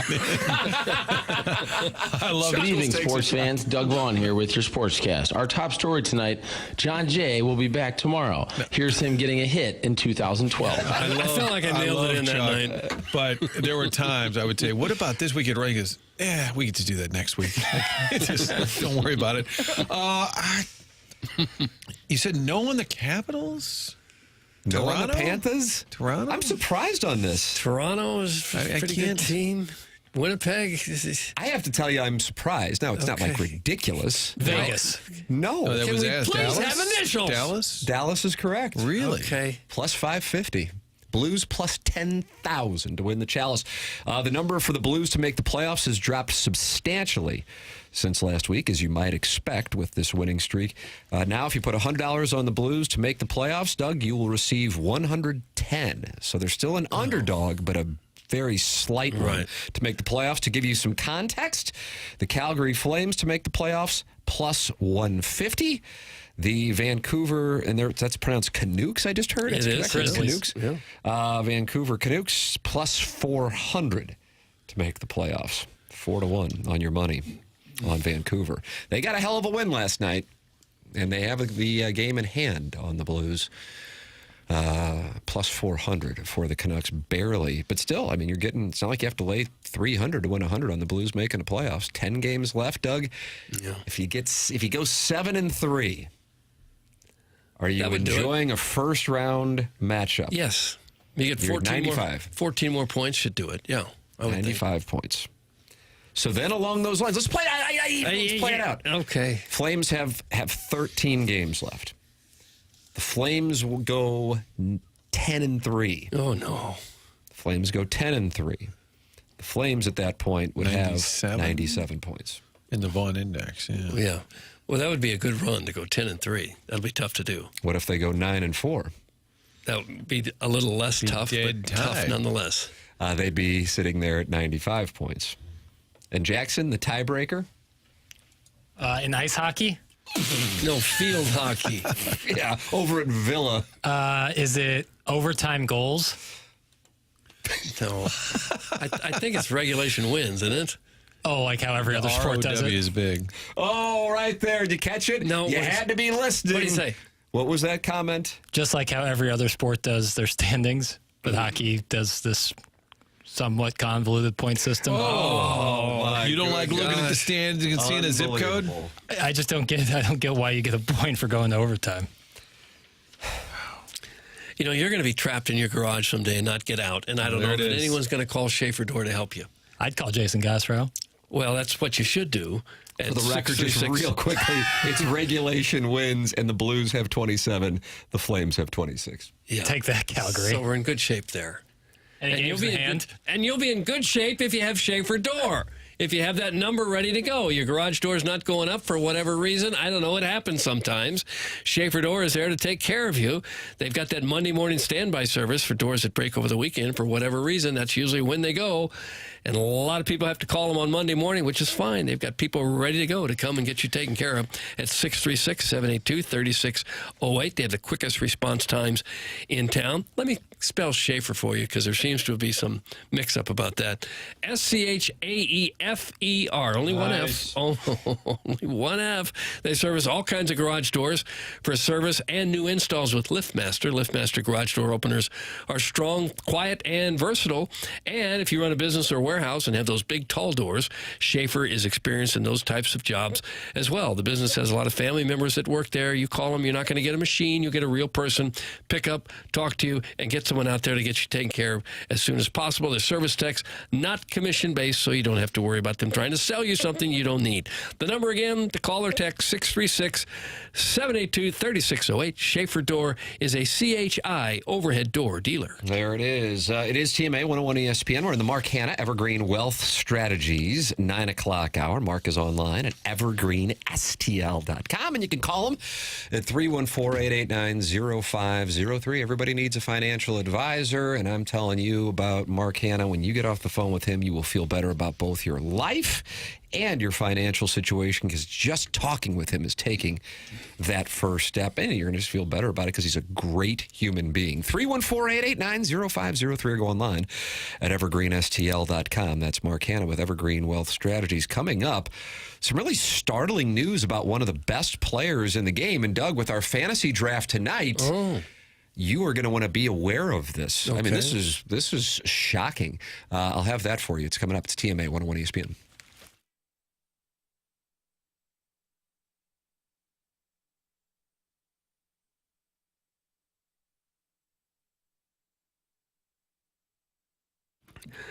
TMA is brought to you by St. Louis-based Stifel, a leading wealth management and investment banking firm. Stifel is the firm where success meets success and has been since 1890. With financial advisors in 12 offices across the region, Stifel helps clients right here in St. Louis and nationwide manage their hard-earned wealth. But it's not just holistic wealth management that Stifel offers. They also provide traditional banking services offered through Stifel Bank. Own your own company?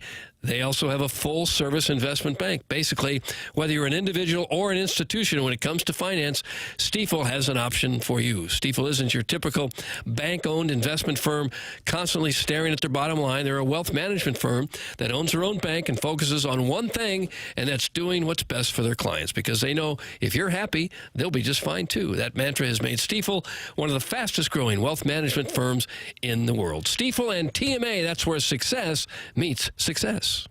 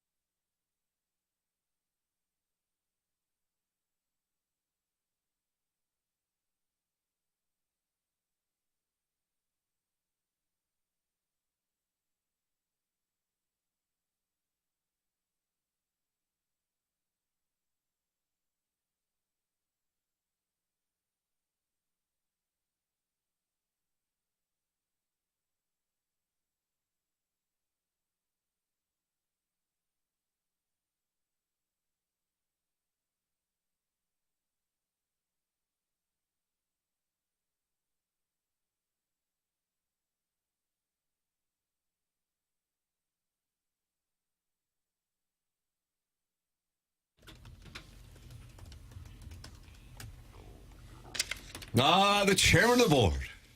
Kurt? That's right. Doug, do you like this? Well, I like the song, but it's not the chairman of the board. No, it's not. So we were talking about swingers, and so I figured I'd play some swing music. Who's singing this? Initials, please. This is just like a random guy singing. Do you really want the initials? Sure. All right, get ready to clip it off. BBW. BBW. And we don't kink shame, to be clear. BBW. Bobby Billy Williams? No. It's the name of a group. Oh. Second letter, first word? Second letter, first. Big, I. Big Bad Voodoo. Big Bad Wanda? Not too far off. Big Band Wattens. Oh, Wattens. Is Big Bad Wanda taken on the text line? Yeah, who wants to be Might be going to the Cardinal game on Thursday.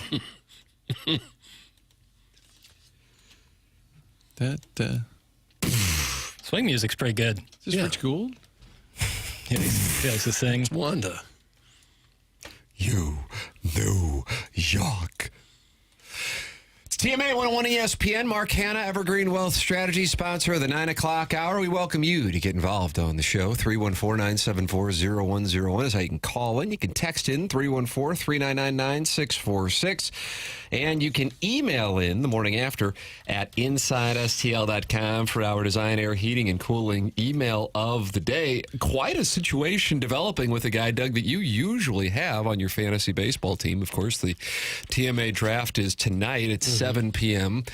Mookie Betts of the Dodgers is in really bad shape and quite concerned, as you might imagine. It has been, if I'm not mistaken, 2 weeks since he's been able to eat solid food and keep it down. Here is Mookie Betts talking. Exactly when that moment was when you started feeling this way? 2 days before Tokyo. 2 days before Tokyo. Didn't get to play the last game, so got on the plane. I thought I would at least give myself a couple days to kind of heal, and then the plane ride was brutal. That was one of the worst plane rides I ever had. Got there and got one workout in, and that was a really bad trip in Tokyo. So I came back and another bad plane ride. I mean, it hasn't been anything, very encouraging, but it is what it is. He has lost 20 pounds, and he is not a big guy. No. Down to 150 pounds. Oh, God. How about that? Now, last night, Dave Roberts said he thinks that he turned a corner. But, as you can imagine, put it out there. You haven't been able to keep solid food down for 2 weeks. That's brutal if you're just anybody, much less somebody who does not know what the cause is and is not just a professional athlete, but one of the best in the game. And they don't know what it is yet? Doctors can't figure that out? The encouraging update I'm reading from The Athletic stands in contrast to Betts' last few weeks, during which the manager said Betts shed 18 pounds due to an undiagnosed illness that it made it too difficult to eat food without vomiting. The condition seemed to worsen last week while the team was in Tokyo. But it started, as you heard him say, before they went to Japan. Didn't everyone sort of assume he got sick while they were over there? I thought that until I heard the full story, that it was before.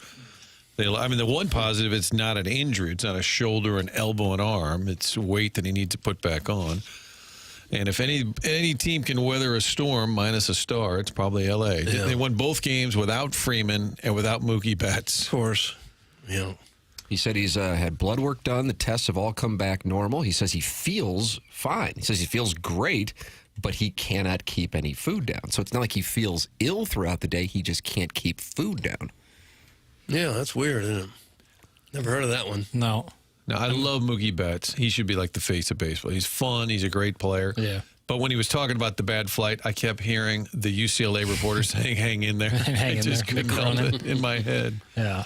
That's brutal. Yeah. 23 pounds in 2 weeks? Oh, my God. You see, the Phillies may have lost their pitcher, Matt Strom, for a while because he got hurt packing. Ripped the fingernail off his left middle finger packing to try to get out of spring training. Maybe out of such a hurry. Yeah. This is where a hockey guy would scoff. Yeah, but you can't play baseball with bad fingers or a hand. You just can't. No, it sounds awful. Well, I wish the best for Mookie Betts. I don't think I'll be drafting him. Oh. I don't think I'll be drafting him. If he's got an unknown illness, who knows what that could be. Seems like value. Could be if he's still Jackson's going to take him. No, he's still around late. I've politely ducked out of the league. Oh. Replaced by Charlie Marlowe. Replaced by Chuckles, yeah. Charlie Marlowe. Because now you don't like baseball either on top of hockey? No, I'm just really bad at fantasy baseball, and it seemed financially dumb to spend more money on that. Okay. I'm really bad at it. Like, never have a chance. It is some work.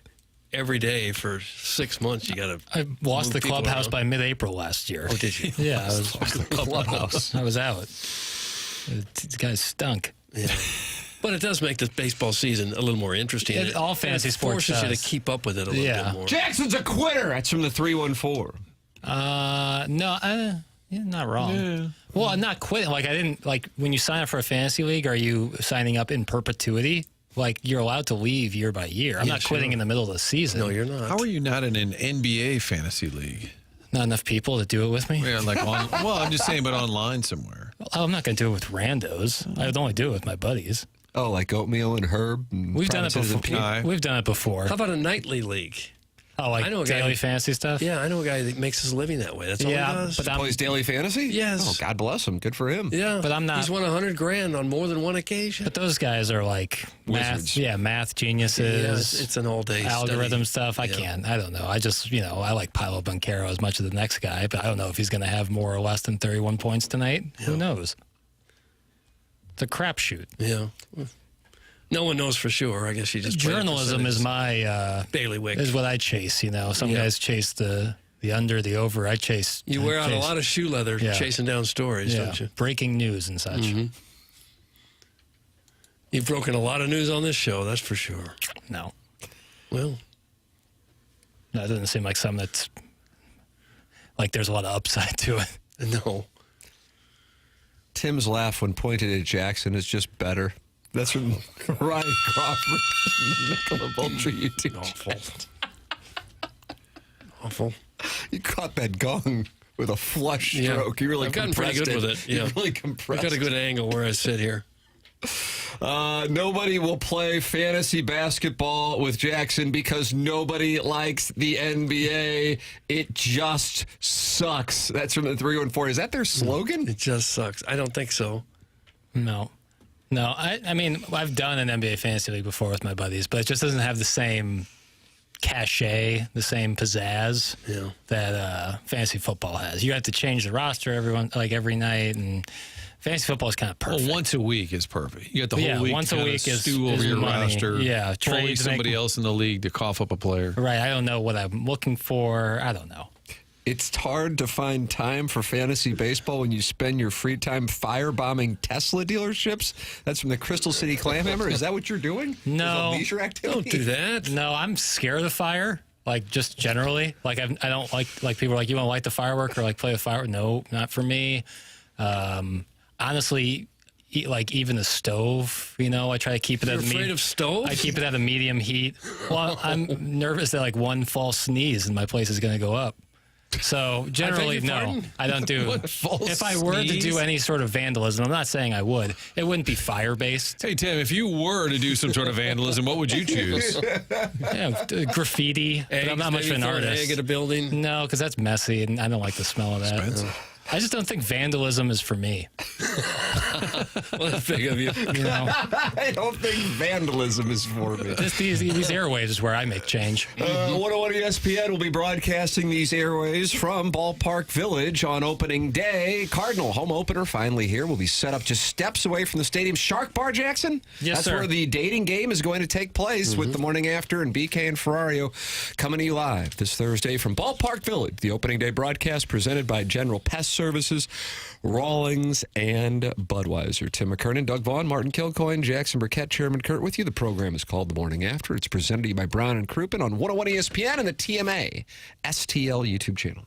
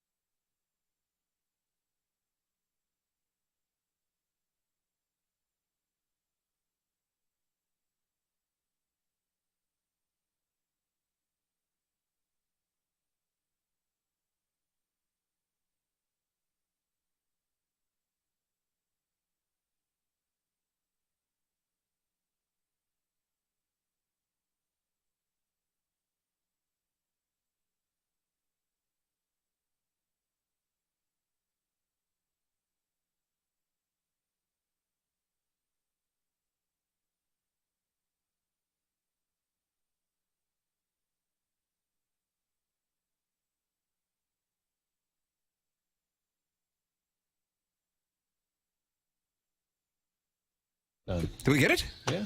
Nice. Prize pack. Don't you remember this Prodigy 1990? I don't remember this. I know we or the played it in dates. Columbia, 96, 97 range. I was hip deep in journalism at that time, Tim. Hip deep. Martin, were you in St. Louis at that time? What year was it? 97, I think. Summer of 97. McGuire and I arrived that summer. Oh, is that right? Yeah. Together? To change St. Louis forever. Coach Vermeil, Orlando Pace. It was a good summer. A lot going on. Think about it. That was a good time in sports. It's about to shift. The Rams are still kind of bad. Cardinals are still kind of bad. McGuire came on the scene. Yeah, McGuire made it interesting. They called him Big Mac, Doug. I remember that. I remember Big Mac. There was a couple of years there where you stopped what you were doing to watch every at-bat he took. Batting practice, people would pack the lower sections there. Jeez. Jackson, you have fun with audio here. And Martin, you learned about incels before the show. And it's in, my a wife. dossier brought to by Stiefel, and Charles Barkley's talking about them because of Derek Queen's buzzer beater. It all ties together. Okay. It's a perfect confluence. Yeah, Charles is going at people who were screaming that it was a travel. Okay. One-on-one, that's what you do at the end of the game. You know why I'm mad? Because y'all giving in. Why are you mad? People on the internet, they all live with the parent. They don't have a job. They sit around in their drawers. That's a blanket statement, isn't it, Charles? Yes, it is. Because, Clark, there's two type of people in the world. Those people who do, and those people who talk about people who do. Okay. And those are people who live with their parents, and they just sit down there eating bonbons and Wait, Fritos. you know what I think happened? Jay, how long you been upstairs in that dark room? You mean just this week? I think it was Gene. He's different people on the internet. Get me out. He's like, get him down. The thing that annoys me about why we've been having this conversation, that wasn't even like that wasn't even close. I'm like, who's traveling? What are y'all talking about? Chuck. It was traveling. He picked the ball up and took three steps. He picked it up and took 3 steps. I guess that's not traveling anymore. Are you living in your basement, Doug, eating bonbons? No. Would you describe yourself as an incel? Well, probably. But I know traveling when I see it, and you take 3 steps with the ball, it's traveling. There's a lot of times the guys travel. Sometimes just getting ready for a dunk. They shuffle their feet. They take 2 or 3 steps. Looks great, showy, but by the rules, it's traveling.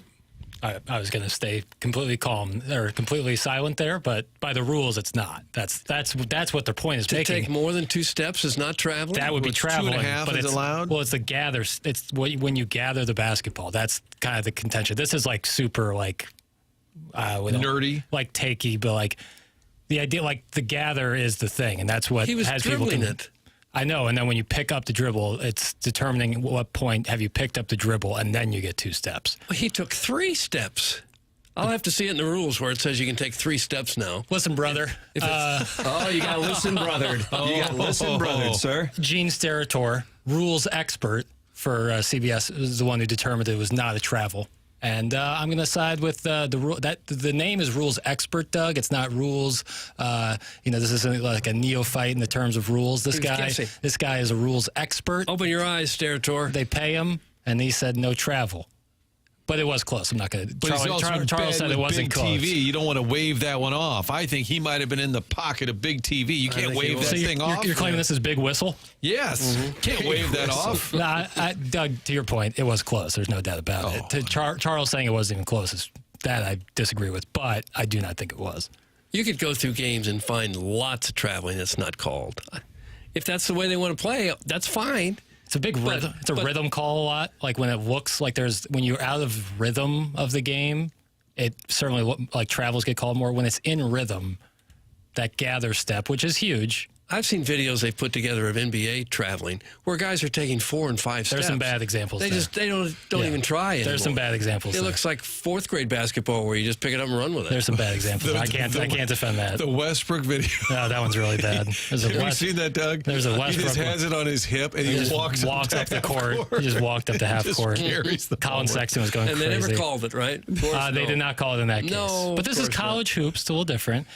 Yeah, I personally don't think it was. Do you think the fact the shot went in dramatic fashion, when they huddle, they're like, oh, we can't overrule him? Like, do you think that plays? Well, I don't think you can review and then call it a travel after the fact. So they cannot, seriously, after the fact, there's no I don't believe you can. I don't believe there is. So there was in the no replay recourse rules. at all. I think you're right. I don't think in the replay you can go back. Or and in the travel. moment, you say, "Oh, that was a good shot." But that's the rhythm thing. Travel's a rhythm call, And if you look out of rhythm, you're going to often get called a travel. If you look in rhythm, you might get away with a So it was half a step. clean. It was a smooth travel, Doug. It was a 3-step travel. And I prefer the refs to keep the whistle in their pocket down there at crunch time, especially with the game on the line. I don't want it always to be determined by free throws. But that's just the way the game has evolved, where guys get away with a whole hell of a lot more than they used to. There's no doubt about that. There's no doubt that they do get away with a lot. Both. Can you imagine if they would have waved it off and said he traveled right there at the That's end? what I'm All saying. hell would have broken loose, Martin. Yeah, that would have been crazy. But I don't even think not even just for the principled reason of it. I've watched it in slow motion. It's really close, but I don't think he traveled. Definitely a travel, pal. I thought you knew ball. What a joke. It's from a 618. Again, you guys are going against rules expert Gene Steratore. That name says expert. The name says expert. Again, I want to reiterate that. This guy isn't doing this for fun. He's a rules expert. Damn right he's getting paid. But he's an NFL expert, and now he's a college basketball expert. Rules. He's a rules expert. Rules expert. So all things sport. Mr. Discipline over here, I figured you respect somebody who's a rules expert. What, just because they typed that under his name, rules expert, that means he's flawless? And it's no typo either. EXPERT, expert. The referees make some mistakes, too. They're supposed to be rules experts. I know, but they don't. It doesn't say rule expert. Shout out to Mr. Steratore. Let's get him on. You have to be an expert to be an Next time I got a Monopoly question, call Gene Steratore. Absolutely. Rules expert. Yes. Good for you, Martin.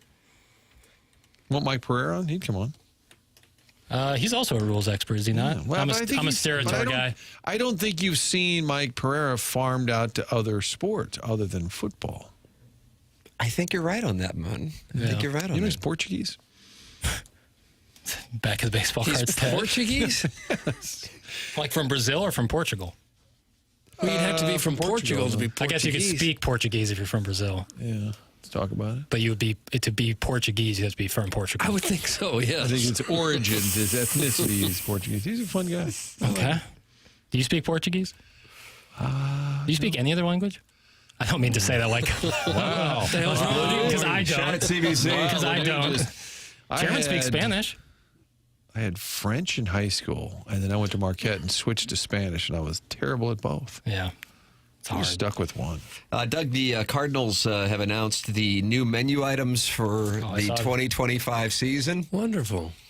Let me know how many of these sound good to you. Okay. All right.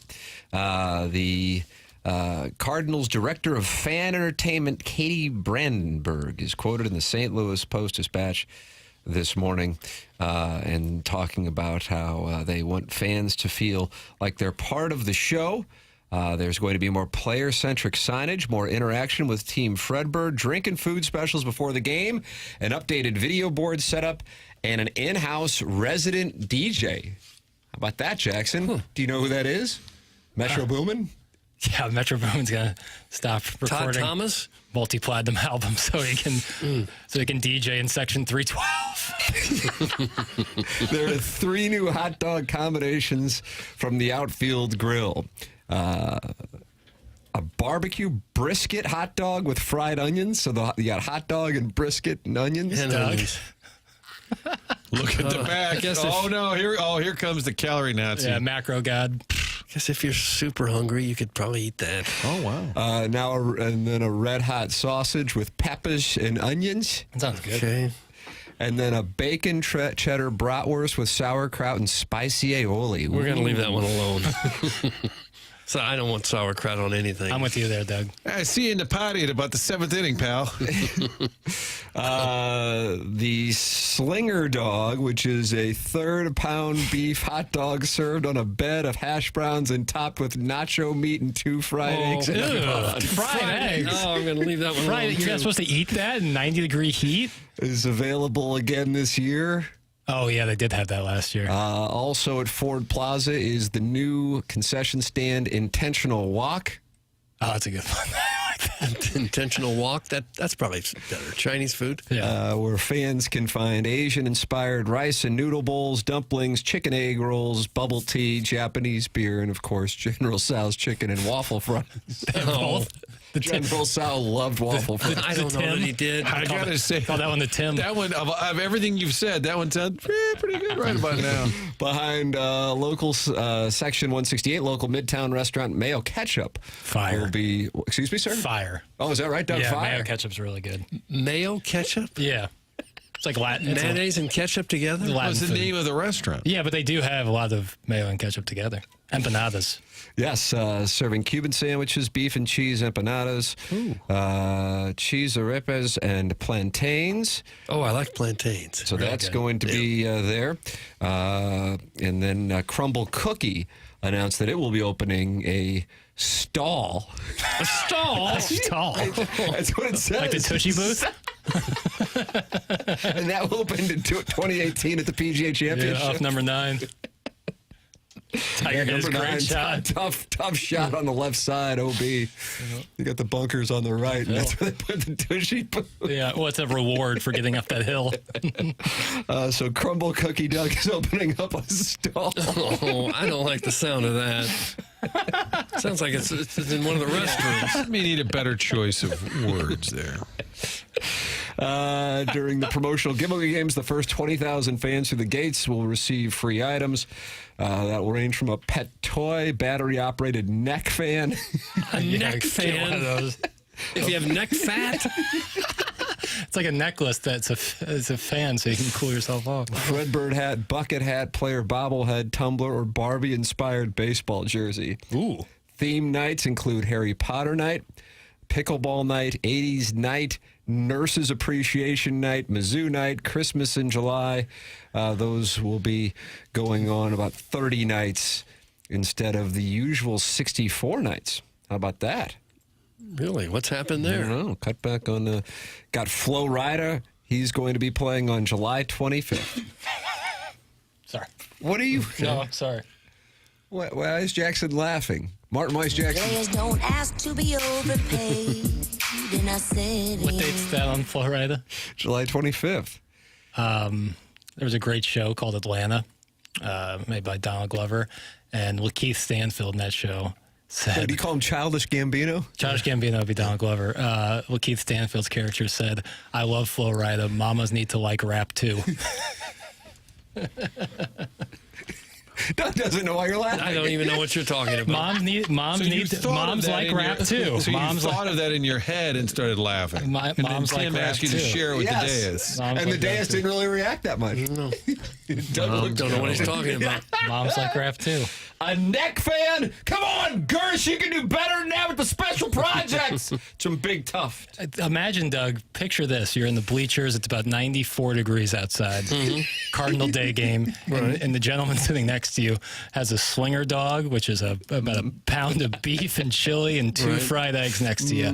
What do? And a neck fan. And a neck fan. What if your fingers get caught up in the fan? Harry Potter garb. Well, does Bachelor Baseball come with any of these side items? Does he offer up, as part of the, like a voucher? Part of the package deal? If you're a single gentleman in St. Louis, you need to be at that nurses' night at Busch Stadium. I'm speaking from experience. Those female nurses get randy and are looking for sapphos. Oh, do That's Jackson's buddy, Sweet Kai. Oh, is that who that is? Is his fiance a nurse? Yes, she's a travel nurse. That's why they're in. She gets randy. And looking for sapphos? I don't know if he's speaking. Maybe, I don't know. I won't speak for Sweet Kai himself. Was he just in town? No, that was a is it bold face lie or bald face lie? Doug? It's bald. I think it's bald. I don't know what that really means. Cleanly shaven? Okay. It's a cleanly shaven lie. He was not in town.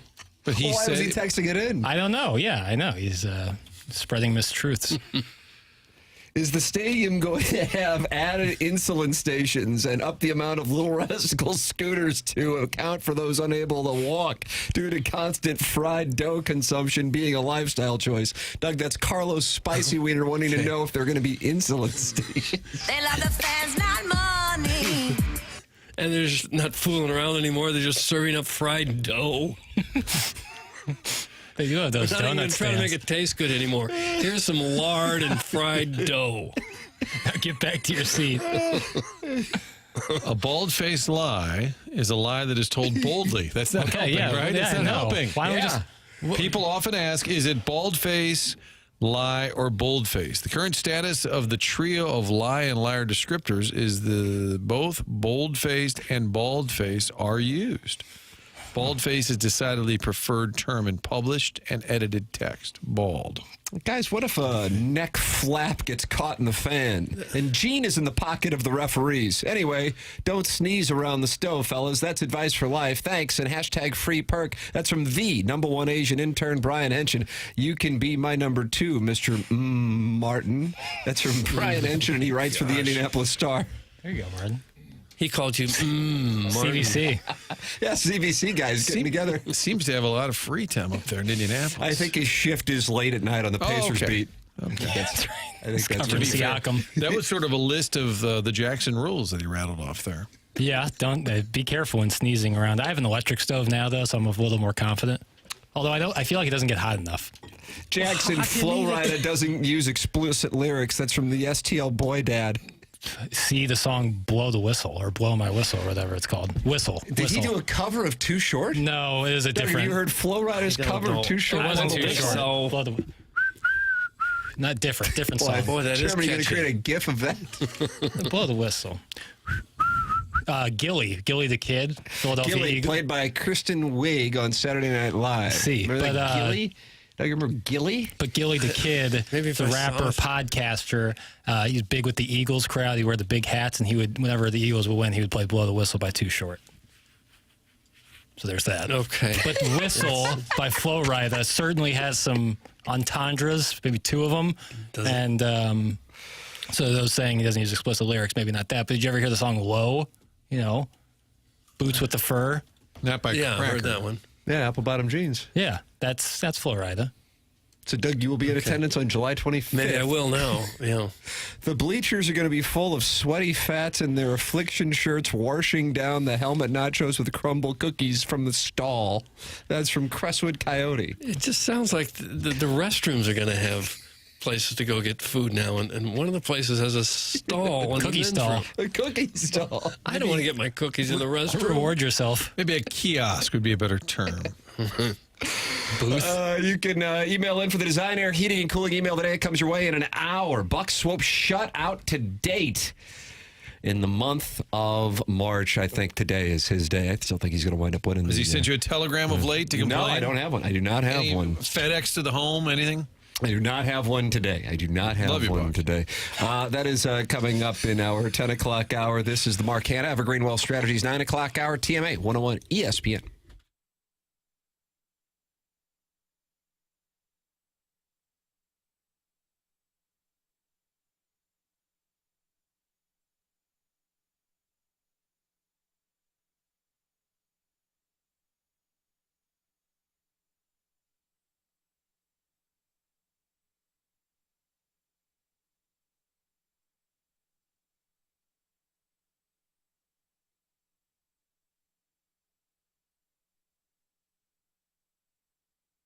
Michael's has been family and locally owned for over 30 years. Michael takes pride in helping and making sure his employees are happy and make a great living. His passion is flooring, and when you order from him, he wants you to have the best experience for the best price. That's why he's making sure he gets the best installers and giving them $7 a square yard, which is incredible compensation in this industry. Just come in or talk to them, and you're going to see the difference. They want to make sure they suggest the best thing for you, not pushing what corporate is telling them they have too much of. There's a reason he's continued to grow through the 31 years. Employees love working for him as they feel like family, and he makes sure they are taken care of. And this then rubs off to the families buying the product as they know they have the best interest of the buyers. They have it all, but carpet is awesome, and it's back. They have so many varieties of all flooring, and they have 3 easy-to-get-to locations in the St. Louis metropolitan area: Creve Coeur, Darden Prairie, and St. Peter's. Come see why people are loving getting floored by Michael, and make sure you visit igotfloored.com.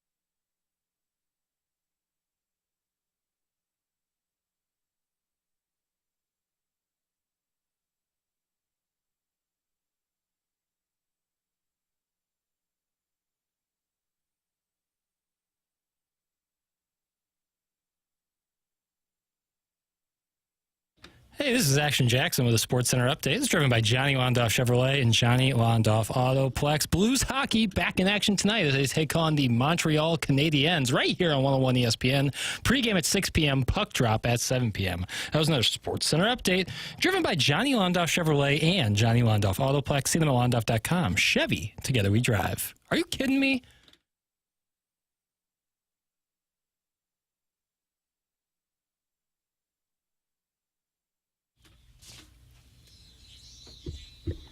Doug, you wanted to hear Flo Rida? You got it. Okay. You know whose voice that is, Doug? Flo Rida's. Well, the woman. Rida. Fergie. No. That's a good guess. I'll give you an initial. K. K, that's Karen. Karen, no. No. K, that's the only initial? Kimberly. Kimberly, no. Lil Kim? Not Little Kim. Second letter, please. E. Key, it's Carrie. It's Carrie. No. It's Catherine. No, not Catherine. Third letter, please. $. Kesha. There you go. Oh, see, that was easy. Wow. Kesha, what is she doing these days? Probably not much. She was huge there for a couple I know, years. that's what I'm saying. The aughts, the Yes. early teens. TikTok was her song, obviously before the social media app. But yeah, she was quite big, and I don't think she does much anymore. She went up to Jerry Seinfeld on the red carpet, went in for a hug, and Jerry Seinfeld denied her and had no idea who she was. Yeah. That was an all-time YouTube clip. Yeah, that's a great one. Well, if you're somebody that big, you don't want to get caught hugging someone you don't know, and pictures are taken. He's also a germaphobe. Oh, is he really? Yeah, he's not big into germ play. And then germ Jerry play. said to delete that video or he would ruin her life. That's Remember exactly when he said that? Kesha taught a 2.5-week songwriting course called The Alchemy of Pop Music in early 2024. Okay. She probably made a fortune on that song that was such a hit for, geez, it seemed like 2 years or so. She's got a single coming out on opening day called Yippee-Ki-Yay featuring T-Pain, Doug. Oh, my. And is that for the Cardinals? I think it's going to feature the Cardinal Cowboy, actually. Ooh, cats and dogs. It'll be the theme song to Facilitate the Love. Facilitate the Love. Okay. Which is going to be live at Ballpark Village on Thursday, as our listener who wanted to play Bachelor baseball is going to come down, and he is looking for a lady. He's now really gentlemanly. Lowered the age range that he is interested in, Doug, for his female companion to 42. So 42 to 62 is the age range. Doug is going to play host, and you're going to have a Gene Rayburn / Bob Barker / Drew Carey-like microphone. Well, and walk around the Shark Bar at Ballpark Village as TMA broadcasts live on opening day from 7 a.m. to 11 a.m., followed by BK and Ferrario. It's all brought to you by General Pest Services, Rawlings, and Budweiser. Thanks, Vin.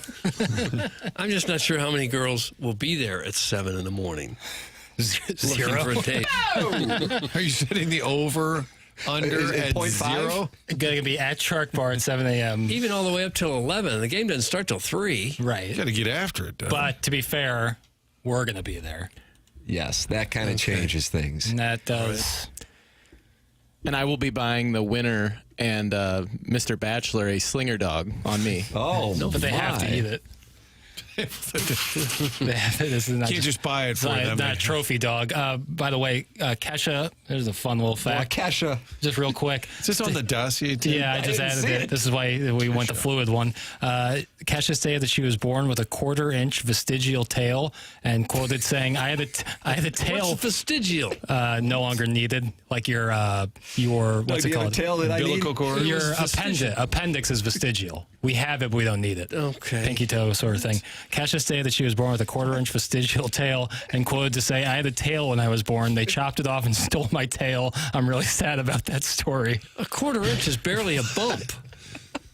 What? So she's mad at the doctor who cut off her tail? She wants her tail back.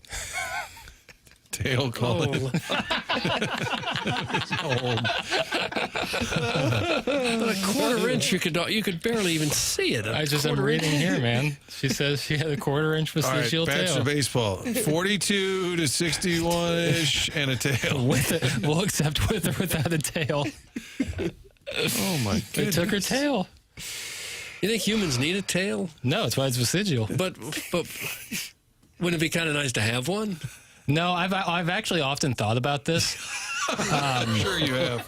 I did. I was thinking, you have. and like how it works with like race relations, where like if you had like a really nice fuzzy, fluffy tail, you could be viewed as like the upper crust, and those with like kind of thinner, kind of less aesthetically pleasing tails would be like the lower class people, rodent-esque. Because I was thinking like if all things equal, like will we go off tail? You know, like when people have stereotypes on tails. We kind of go off faces now. Like, look at that. This guy's got a split tail, you know. Oh, my. You know, and yeah, that would be. Martin Pete Rose had a rat tail when he broke the hit record, correct? just a little thing shooting down. You know, that was an old money thing. Like if you were balding, would you also have a bald tail? Yeah, what if I just grew a tail?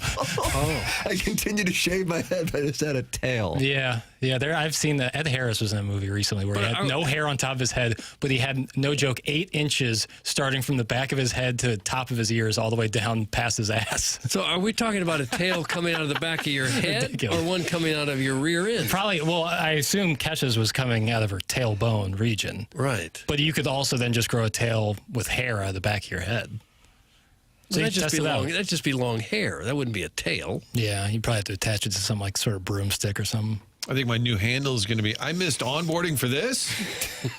And what holiday is it? So this is the show, huh? That banger. I gotta find that. Hanger. All right. I never thought much about human tails till now. Did she need to share it, though? I mean, we talked about it, but I wonder why did she really need to share it? I don't know. That's a pretty interesting story. Yeah. We're talking about it. Guys, Jason Alexander had a tail in Shallow Hal. That's from the 314. So did John Candy in Spaceballs, but he was a mog. He was a man dog, Doug. So he was a mog. He was his own best friend. Okay. And he had a tail, and it kind of kept knocking stuff over. So this is the show, huh? This is it. The show, huh? The show, huh? Doug, you want a prediction? Fine, I'll give you a prediction. This is from The Athletic.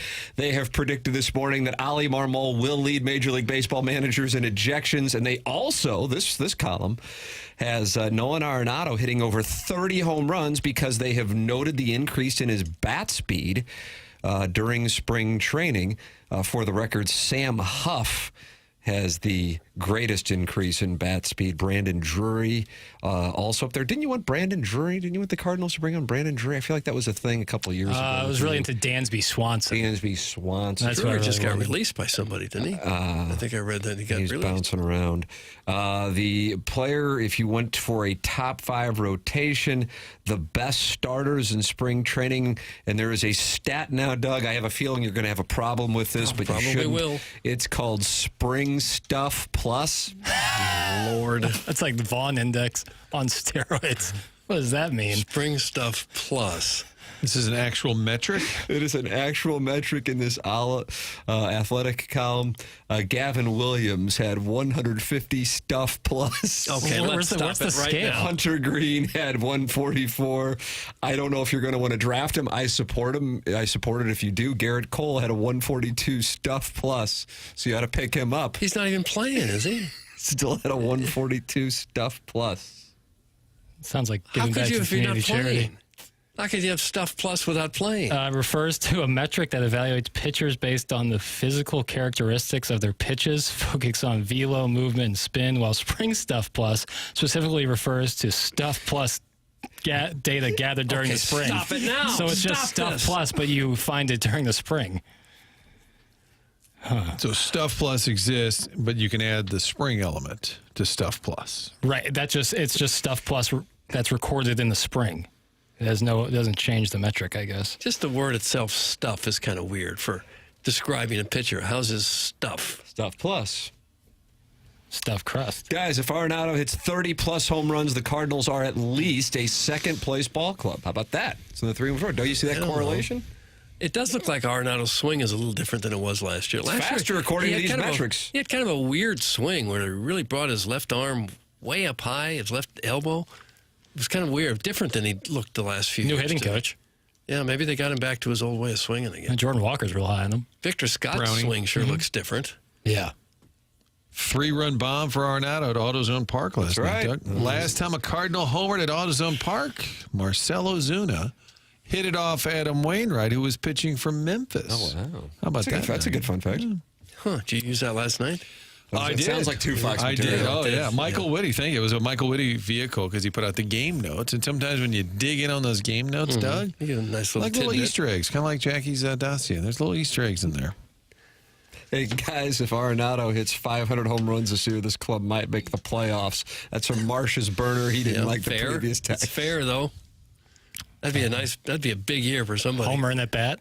That'd be Just about. about the pace, every right? time up. Yeah. Mo had a stall tactic answer last night. They asked him about Sonny Gray and his struggles. He said, am I worried about Sonny Gray's performance? No. As we sit here today, I think he'll go back to the pitcher he always was. And then later I saw Derek Gould's story that Sonny Gray had been under the weather or ill. thrown around Busch Stadium. And he was already at Busch Stadium. Got there early. Good stall tactic, though. Oh, yeah, am when I you repeat worried the question, about that is a textbook it stall. buys time Did for you anyone- to kind of do the mental Rolodex of, do I want to be honest or do I want to just say, he'll be fine? Did anyone ask him about the cookie stall? They did not. Cookie stall at Busch You know who Stadium. doesn't buy time or stall around is Seth Goldcamp. Oh, because yes. he doesn't have to when he's out to take a look at your furnace or your air conditioner.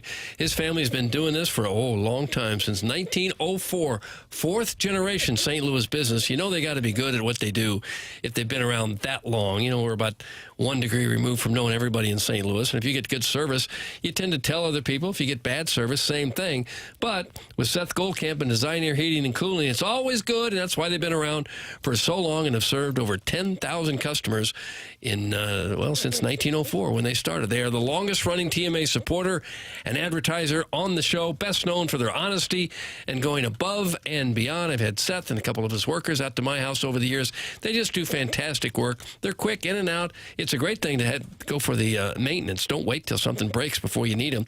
Call them. They'll come and service your air conditioner or your furnace. Never upsell you. They'll give you exactly what you need, and just that. They take that reputation very seriously. Their website, easy to navigate with the convenience of online scheduling for all of your heating and cooling needs. Choose Design Air Heating and Cooling. The website is designairservice.com. That's right. Design Air, sponsor of our email today, the morning after, at InsideSTL.com. Tim McKernan, Doug Vaughn, Martin Kilcoyne, Jackson Burkett, Chairman Kurt with you. This is TMA, presented by Brian Crouppen, 101 ESPN.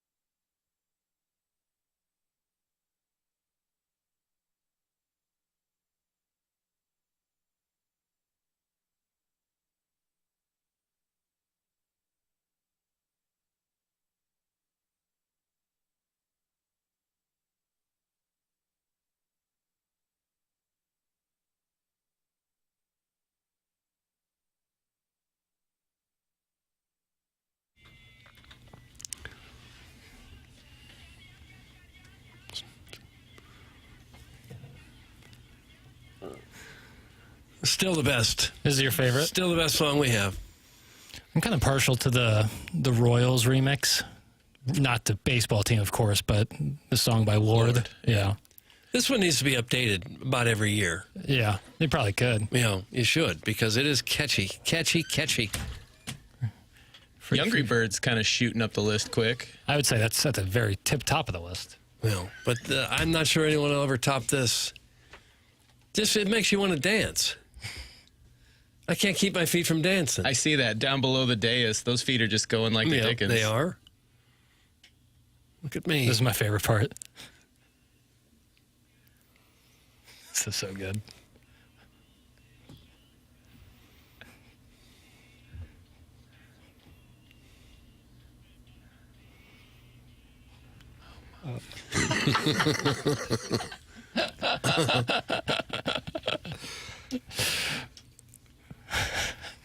Hey, Doug, it's happening. I know. Love this tune. They actually do have John Jay. They do. See, It doesn't need updating. What's old is new again. It's TMA 101 ESPN, 10 o'clock hour. Tim McKernan, Doug Vaughn, Chairman Kurtz slides into the dais for Martin Kilcoyne, and Jackson Burkett is on the ones and twos. We will have the Design Air Heating and Cooling email today coming up at 10:50. Missed anything? You can always go back and watch it on YouTube, youtube.com/TMASTL, or you can podcast via the Schaefer Door Company podcast. James Carlton is a longtime sponsor on TMA and the sponsor of Gabe DeArmond's appearances here on the program. Colonel and I are doing the Mizzou Quarterback Club. I think that's a week from today. Is April 1st a week from today? I'm crowdsourcing. Yes, that would be at Llewellyn's in Webster Groves, right yeah. by James Carlton's offices, if I'm not mistaken. Colonel said he might forget, and I said, let me tell you something. If you forget and they only get me, yeah, that's going to be a problem. That's exactly what it's going to be. A big problem. And you'd have to give like an hour presentation on the Mizzou football season next year? I think my approach might be different than what they're looking for. In other words, they'd like information. Right. Yeah. Okay. And that's just not my thing. You're a vibes guy. You're going to want to talk about yourself. What else would I talk about? Yeah, nothing else makes sense. Thank you. James Carlton's online at carltoninsurance.net, 314-961-4800. He's been my insurance agent for 6 years. He does a wonderful job. 415 five-star reviews on Google. That's James Carlton of the Carlton State Farm Insurance Agency. Doug, you say Luken Baker is a delightful gentleman? Seems like it, yeah. And he made the club, and he's going to hit 30-plus home runs. What are you going to do in the first round when the Southside Seamen take Luken Baker tonight in our fantasy draft? Well, I don't think he'll get to 30 home runs because I don't think he'll get the chance to play, as he should. Well, here's what Ali Marmol had to say about it. Okay. Yeah, he's played a lot of games here, and he's earned the spot to be on the big league team opening day. And that's to his credit, man, because he did a lot defensively to improve there and spend a lot of time offensively.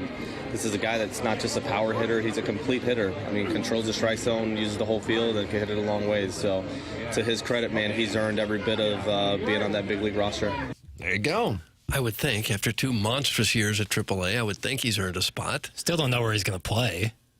I don't think he'll get to play very much. Yeah, DH and I guess pinch hit certain situations. I guess he'd be the likely DH against lefties, unless Herrera becomes a DH and they play Pies. Yeah, that's the thing. Well, I think Pies is going to get the lion's share of the starts at catch.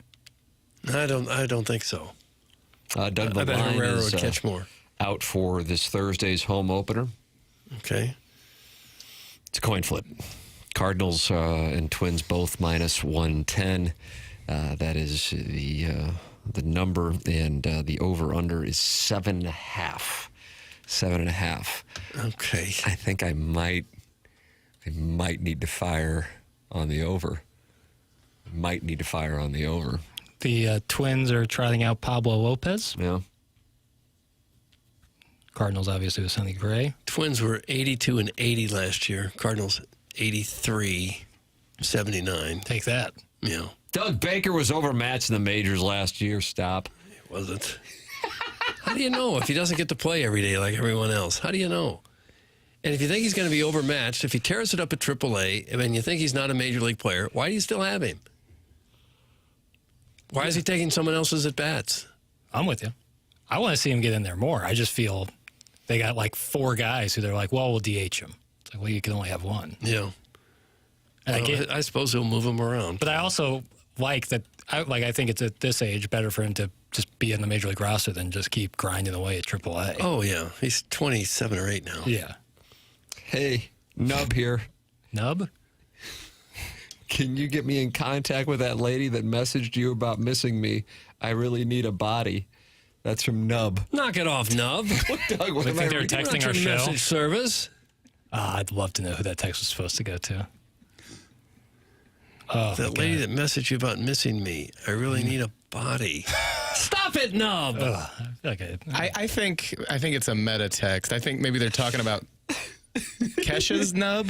Kesha's no, or like Kesha's her a tail, I her thought. vestigial But tail. it was removed. It right? was. It So was. there's a nub, Well, I don't know if there's necessarily. and now it a needs a nub. body. The nub is texting in. Okay. And then in the Oh, gotcha. The nub of the tail. Oh, that's creepy. and then in the YouTube chat, which of course is sponsored by Michelob Ultra, somebody is asking somebody else if they are Ella Reese's niece. What in the world? Put down the phone and stop texting us with that kind of stuff. Ella Reese's niece. Or her knees. I don't know. Niece. It says niece. It does say niece. Good morning. The Cardinals roster is awful. Thanks. It's from the 314. Well, we'll see. Depends what context you're looking at. We'll see. Some upside. Not much. If they have a somewhat decent year, they're really going to shock a lot of people. It seems like the whole world's expecting them to just be horrible. Yeah, that is accurate. Don't you think it's more of a rotation thing than it is necessarily lineup? Probably. No, I actually disagree with you I on don't know. that. I don't think the rotation looks that great. I think it's both. Yeah. I think it's both. Yeah. Yeah, I would say if I was like to I lean agree one the way. rotation would look worse, but the issue also is the Yeah, lineup. right. I mean, you have to have virtually everybody be more than they've been, minus I suppose Arenado and Contreras, because you're betting on the come, so to speak, with a bunch of guys who have in most cases been around but just haven't done it yet consistently. Right. Yeah, one could say the upside of the lineup roster is higher. But that's kind of like going 0-18 in the SEC and saying, well, they improved. You know what I mean? Right. That if you're low, then there's only one place to go. Well, I can spin. Oh, are you rights holding? No. I tried that last year, and it didn't really You pay. did. Yeah, Jackson started out the season holding rights. It was an odd thing. It didn't really pay dividends. I don't know what that was about. I remember we were doing balloon party. And I was like, what was that? What are you doing here? I had like a wave of optimism flow through me, like a ribbon of it flow through me. That's okay, though. And like a parasite, I spat it out. The only Cardinal memory I have of you from last year is when you were cheering that late inning home run by the Giants that hit your over. That was 2023. Oh, that was 2 years ago. The one that beat the Cardinals. Against the Giants. Wow, Yep. Doug. I remember that. Yeah. Not your best moment. It was a good hit. Came right at us. Team. It did. It went right above us. Yeah. Guys, the Cardinals might fool us. For example, I thought Doug was going to be a bad kisser, and it turned out he's incredible at it. That's from Injun Joe's Cave Ride Magic. Oh, that's a gentleman. Oh. But I mean, that gives you an idea of like how things can turn. Things turn around in a hurry. That's for sure. Screw the Cardinals. Let's go Blues. Mo's lost me as a fan. I'm not watching any more games for a while. Let's talk Blues hockey. Maybe if Jackson watches more, he can name more than 10 players. It's from the 314. There you go. Blues l'habitant tonight. People were impressed by my. You did. You 11. rattled off it without even naming the captain. Braden Shen. Right. Yeah. Will you be watching Blues l'habitant tonight? Blues Canadiens tonight. Yeah. Uh-oh. What was that noise? I heard some kind of noise. Well, do I have to answer this one? Yes. What else is on? Yeah, what else is on? Oh, I can find something. I don't know. We'll see. We'll see where the chips fall. You might want to watch that documentary on the Joplin tornado. I saw that. I watched that. We watched it that. too. Yeah, it was very good. You guys all watched it? We did. We got together and we got together. Jeez. This is the We way had I a big find party. out. We had a big party. Just to watch a tornado documentary? All the guys from the fellas from the show got together and had a big party. All the fellas from the show. Okay. Well, we'll see. I don't know. Okay. So that's what you're going to do tonight. You're going to watch the Netflix Joplin Tornado special. Here's how I'll spin it. The Blues are red hot. There's no denying that. And I haven't watched a single game of this hot streak, so I feel if I am to watch it, I could be the mush, and I don't want to do that. The mush? Yeah, I could be the one that brings this winning streak, this hot streak to a halt, and I don't want that on my conscience. That's silly superstition. So I'll just rewatch a certain scene of White Lotus 3 or 4 times. What scene is that? Yeah, what do you got? What shot? What scene? Are you up to date? Yeah. Okay. Well, sometimes brothers like to lend a helping hand. Sometimes brothers like to lend a helping hand. Yeah. And I think it's good. I think it's good stuff. We'll see. Brothers? What do you think he meant by that? Canadians have good sweaters, so that's a plus. No, they'll be white. You don't like that. You prefer the teams to come in their team colors. Horrible mistake by the NHL to have visiting teams come in all wearing the same white jerseys. I think I'm with you on this one. Guys, the Blues game might be hard to find since it's on Matrix Midwest. Is that true? Oh, yeah, I thought no. But I thought it was also, like, anytime they do that, I thought it was also available. I see ESPN Plus. ESPN Plus? Oh, there you go. Yeah. Okay. All right. I have that. I still gotta watch more of that Celtics documentary, that docu-series. I would recommend that. The Celtics City one. That is recommended. Yeah. I still have an episode left. Tatum got hurt last night. Yeah. Joe Mazzulla, of course, is confident he'll be all right. But yeah, he did go down in a heap last night. John Kelly just tweeted out 2 minutes ago. Join us tonight for this huge game against Montreal on Matrix Midwest or Victory Plus. Victory Plus, yeah. I read about that on Friday. I read that on the show. Matrix is Channel 4. You'll be able to see that. Yeah, no doubt. The access is not the barrier to entry here. Oh, you're just not interested. No, that's not what I said. I want to keep the hot streak alive, and I don't want to be the mush. That's silly superstition. Yeah, well, that's where I'm at. Okay. I'm as superstitious as it gets. Okay. I changed shirts in the middle of the live stream because I wasn't like the mojo I was getting in the Mizzou pool I was wearing. Yeah, that's where I'm at. Well, I hope you're not superstitious with your taxes. If you are, not when I'm working with Mark Milton, I'm not. Right. He'll take care of any kind of problem you have with the godforsaken tax man.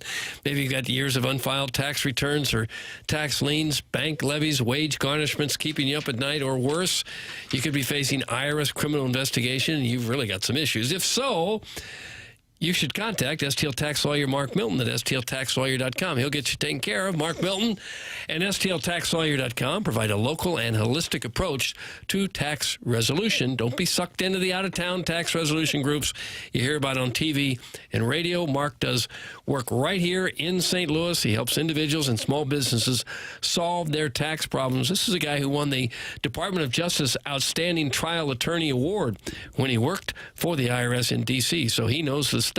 He's one of the leading lawyers in this field in the country. So if you have any kind of IRS issue, contact Mark Milton at stltaxlawyer.com today, and you'll be saying, no, I'm not guilty. I am with Milty. Remember, the choice of a lawyer is an important decision and should not be based solely on advertisements. Guys, Doug Jackson is choosing to watch an incest shower scene over one of the best teams in hockey. That's from the 618. It's just disappointing. It wasn't a shower. What was it? What do they call it on a boat? Like a stateroom, like a cabin? I'm a meat and potatoes guy. I've never been on a boat in my life outside of the Staten Island Ferry. And a pontoon. Yeah, I think it was like in a stateroom of a yacht. And these were brothers? I don't want to spoil anything. Well, I wish you would, because if it was brothers, I'm going to make sure I never see this thing. I mean, I don't know. This is what you told the audience that you recommend they watch instead of the Blues. I didn't say they had to watch anything. I'm just, like crushing game tape, We only have 2 episodes left. Doug, you know what I just saw from our friend of the show, Jeremy Rutherford? What? Colton Parayko out on the ice this morning at morning skate. Really? You bring him back? That'd be great. If he can? Well, if it's the first time he skated, he probably won't. Well, not tonight, but just, I like the mojo, the way things are going. Yeah. Well, he's probably the best you got, so when he's healthy, he's back in there. Don't rush him back. No, don't rush. They were saying maybe for the playoffs originally, and that's, almost a month away. The fact that he's out there skating now, that's great news. Spoiler alert, Jackson. Some of us haven't watched Sunday's episode. That's from Bobby Tejas. I didn't say anything. Doug's the one who keeps grilling me to say stuff, and I won't. I just said, well, you brought it up. Well, Tim asked, what would I watch instead? Right. And he suggested brothers lending a helping hand. Shower scene. There's no shower scene. Get your mind out of the gutter. It's worse than that.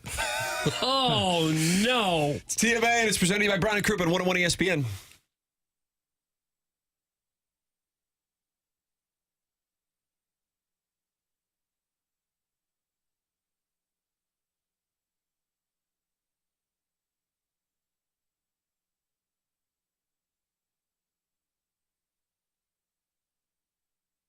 Caw-caw. You hear that, Battlehawk fans? That's the sound of Battlehawks football returning to the Dome for the 2020-2025 season. And Lee's Famous Recipe Chicken wants you to be a part of it. That's why their new Battlehawks box will get you 4 of their delicious, famous hand-breaded chicken strips, 2 sauces. I like the Chipotle Ranch. I dip both the chicken tender in the Chipotle Ranch, and I'll take an order of those potato wedges and put that in the Chipotle Ranch, too. It's pretty tasty. Plus, you get a code valid for up to 30% off Battlehawk tickets. With this deal, Battlehawk game tickets start at just $14. So get game day ready with a Battlehawks box for just $8.99 at any St. Louis area Lee's Famous Recipe Chicken location. You can get the Battlehawks box in-store or by ordering online on Lee's new super easy-to-use mobile app, where you can also earn points for free food and discounts. That's Lee's Famous Recipe Chicken.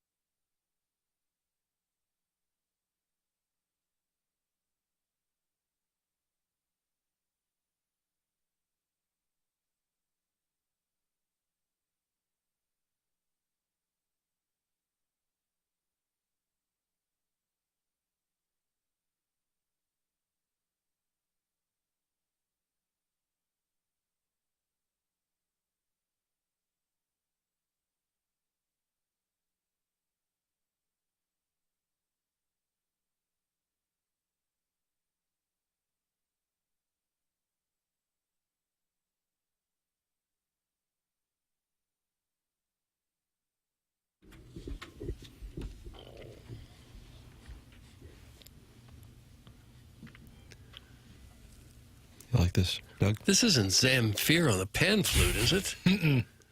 Mel Torme.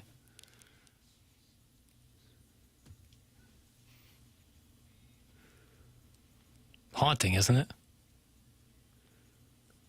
Mel Torme, Doug. Is that who that is? He will be joining us from Ballpark Village. Oh, he's been gone for Trying to get in years. the dating game. On Thursday. I got a message from one of the people in our promotions department during the commercial break, and I think you were on the email, Jackson, that the Bachelor has left him a voicemail now. Yeah, he left me one too. Oh, really? What did he say? He was just wanting to know when and where to be on Thursday. Well, that's reasonable. Sure. I like his punctuality. And 101 ESPN's broadcasting from Ballpark Village Shark Bar, and Doug is hosting Facilitate the Love with the gentleman giving away an opening day ticket, great seats to a lady in between the ages of 42 and 62. Okay. And he said he was with shoes, 6 feet tall, 175 pounds, 57 years old. And he's been told he looks 10 years younger. Long-time Air Force veteran. romantic dreamer. Yeah.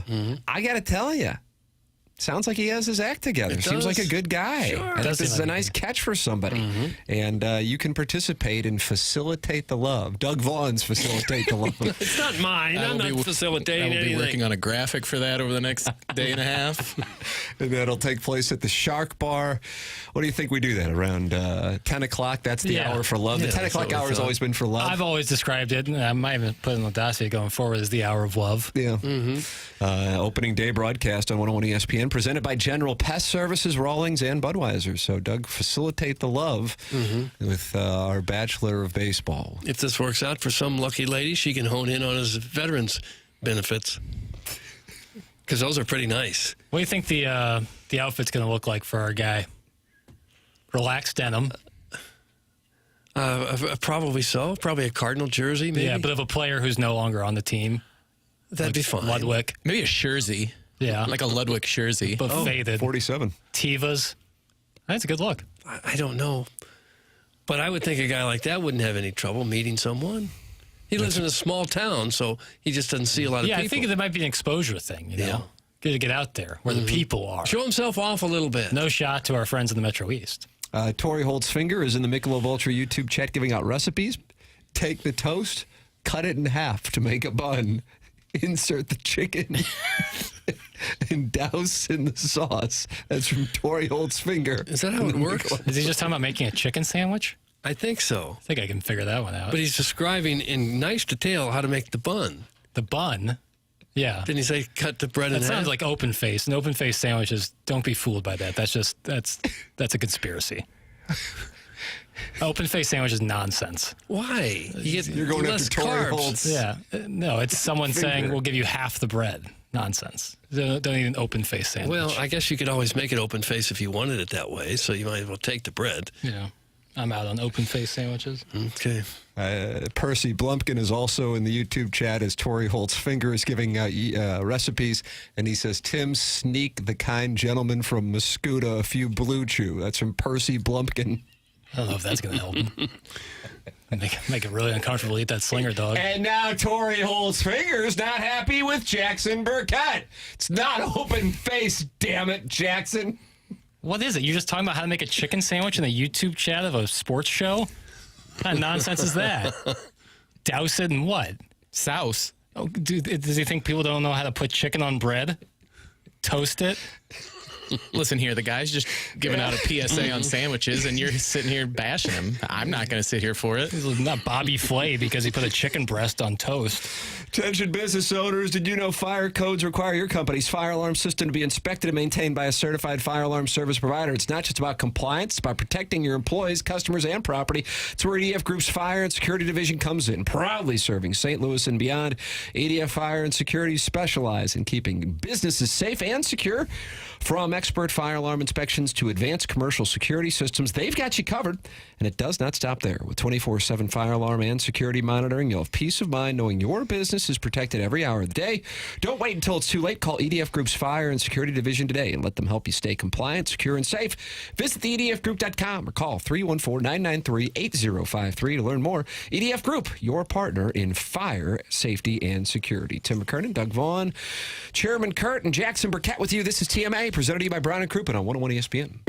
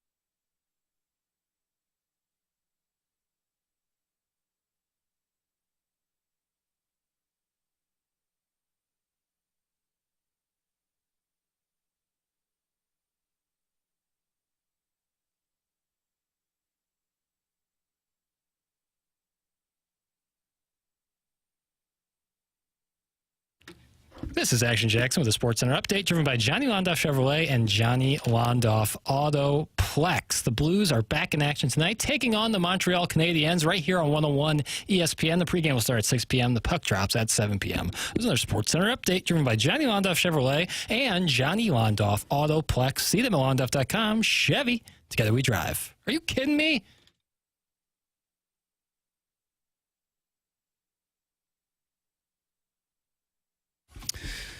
TMA 101 ESPN. The show's presented to you by Brown and Crouppen. Tim McKernan, Doug Vaughn, Chairman Kurt slides into the dais when Martin Kilcoyne bolts in the 10 o'clock hour. Jackson Burkett's on the ones and twos. BK and Ferrario coming your way in 11 minutes here on 101 ESPN. And friends have gathered in the YouTube channel, and that's brought to you by Michelob Ultra, the TMA YouTube chat. Doug, the Blues lineup is out for tonight per Jeremy Rutherford. No Dalibor Dvorsky this evening. Okay. Sundquist back in the lineup, the projected lineup: Neighbors, Thomas, Bolduc, Holloway, Shen-Kairu, Texier, Sundquist, Joseph, Toropchenko, Faksa, and Walker. And I know you call that the WTF line, but you also say Faksa has some... He's got some sandpaper in his game. There you go. Mm-hmm. There you go. Fowler, Letty, Broberg, Falk, Suter, Tucker, and your netminder is Jordan Binnington. Oh, is it really? Okay. So not back and forth, more 2 out of 3. 2 out of 3. So Well, that sets the stage for Hofer to go in Nashville on Thursday. If they that are would make sense. relatively consistent with this process down the final stretch of 10. The last 8, it's been every other game. No Dvorsky tonight. And the thought process is pretty tough to just put him in there if it is not absolutely necessary. And with Sundquist back in, he is out. But of note, no number 89 yet again. Have to think that goes back to that hit in Nashville last week. Don't you think? Probably so, yeah, because he's obviously a key piece to the puzzle. You'd want him in there tonight if he's all able to play at all.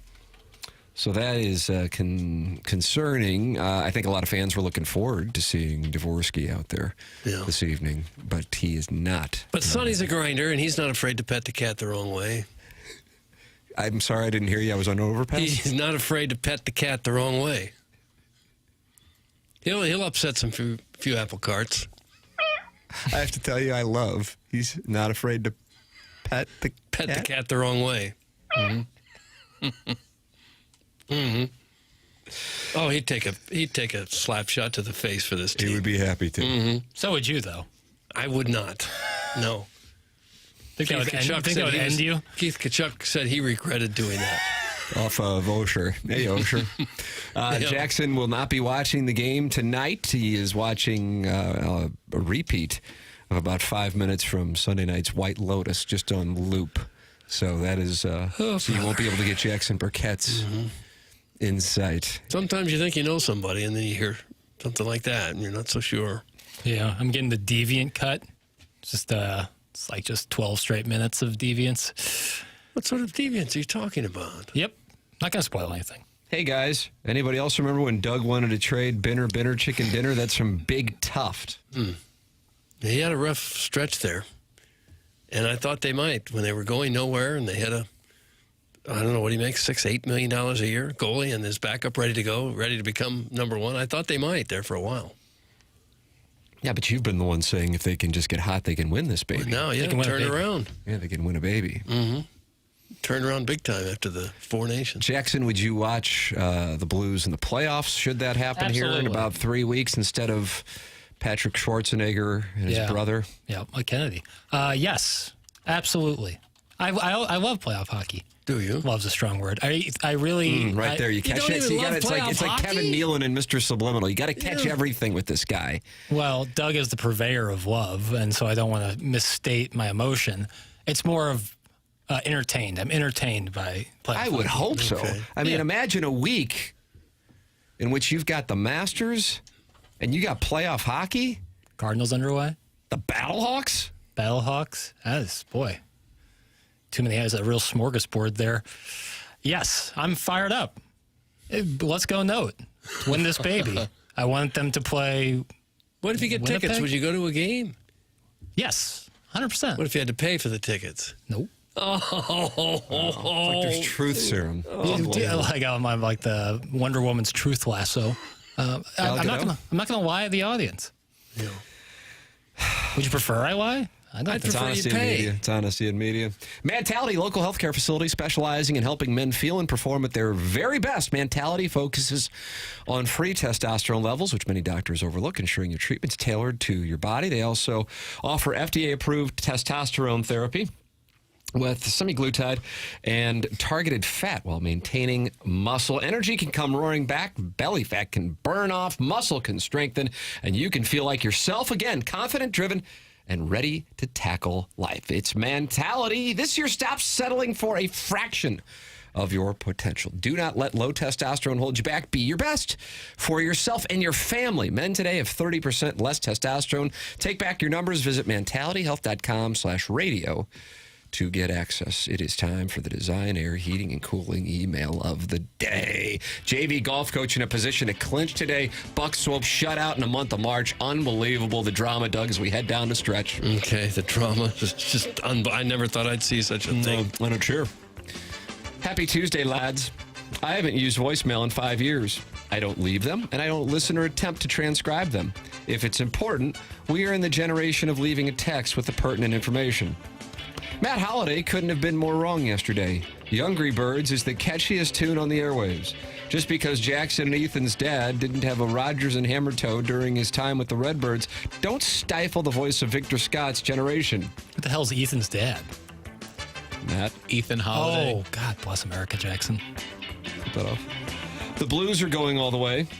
Eye of the tiger, dong of a horse, take no prisoners, show no remorse. Cheers. That's from my cousin Vinny, Doug. Oh. My cousin Vinny. I recently found a box of old Cardinal ticket stubs that I had saved. Some tickets even featured handwritten notes if something big happened. Albert's 1,000th RBI.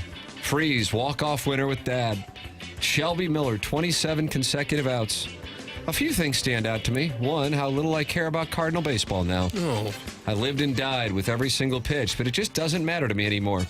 Two, how awesome those early 2000s teams used to be. I never left the house without wearing my Cardinal hat, and I'd see a bunch of people in red shirts and hats all around the city, even on non-game days. Strangers would say, "Go Cards," as we pass each other on the street. Now you're more likely to spot someone wearing a Chiefs jersey as you try to avoid being T-boned by a dirt bike running a red light downtown. Not long ago, we were enthralled by the chase for 700 home runs and the excitement of October baseball. Now we're hoping Marmol has what it takes to lead the league in ejections, and the local sports talk shows are trying to help a random guy trick some poor woman into a blind date. Oh, what a tangled web we weave. That's from the JV golf coach. JV golf coach. And finally, good morning. I'm a 57-year-old male seeking a 42 to 61-year-old living, breathing female. Well, that's good. Mm-hmm. That's nice. He's healthy. Preferably without a dong tucked between her legs to join me to get it lit up in the middle of a weekday and watch mediocre baseball. They're good seats down in section 138, so you'll have a great view of the Cardinals' $85 million catcher/DH trying to play first base. I don't have any tats yet, but after 3 or 4 Zimas, I'll be down to get a backwards MLB logo tramp stamp, Colby Rasmus style. If you're interested, send a pic of your FUPA along with the results of your most recent STD tests to Negril111 at AOL.com. Doug, that comes from Buck Swope, and there's a picture. The gentleman is Buck Swope. Very attractive. Send a picture. Yeah. Okay, nice, Buck. Very attractive gentleman. Buck Swope. That's what we have for the Design Air Heating and Cooling email today. Okay, well, today all 3 were pretty good, but I'm going to go with Buck Swope. Buck Swope. I like the JV golf coach's walk down memory lane. Oh, did you? I don't think Buck can be denied. Buck Swope. Buck Swope has just won the Design Air Heating and Cooling email today. His first win in the month of March. And Doug, this guy is dangerous. Well, he was due. He had sent in several that were good this past week or so and never really got that win that he was hoping for. So it's nice to see him get it again. This might be what propels him. It could very well. If he can just get hot. He can win the baby? He could, yeah. Actually, I think mathematically he can't. Probably win the baby not. So it doesn't matter if you get hot, Buck. Sorry. JV golf coach continues to lead with 6 wins. BK and Ferrario coming up next. For Jackson Burkett, Chairman Kurt, Martin Kilcoyne, my brother Kevin, Douglas Sullivan, Vaughn, and Tim McKernan. This has been The Morning After, presented to you by Brown and Crouppen on 101 ESPN and the TMA STL YouTube channel.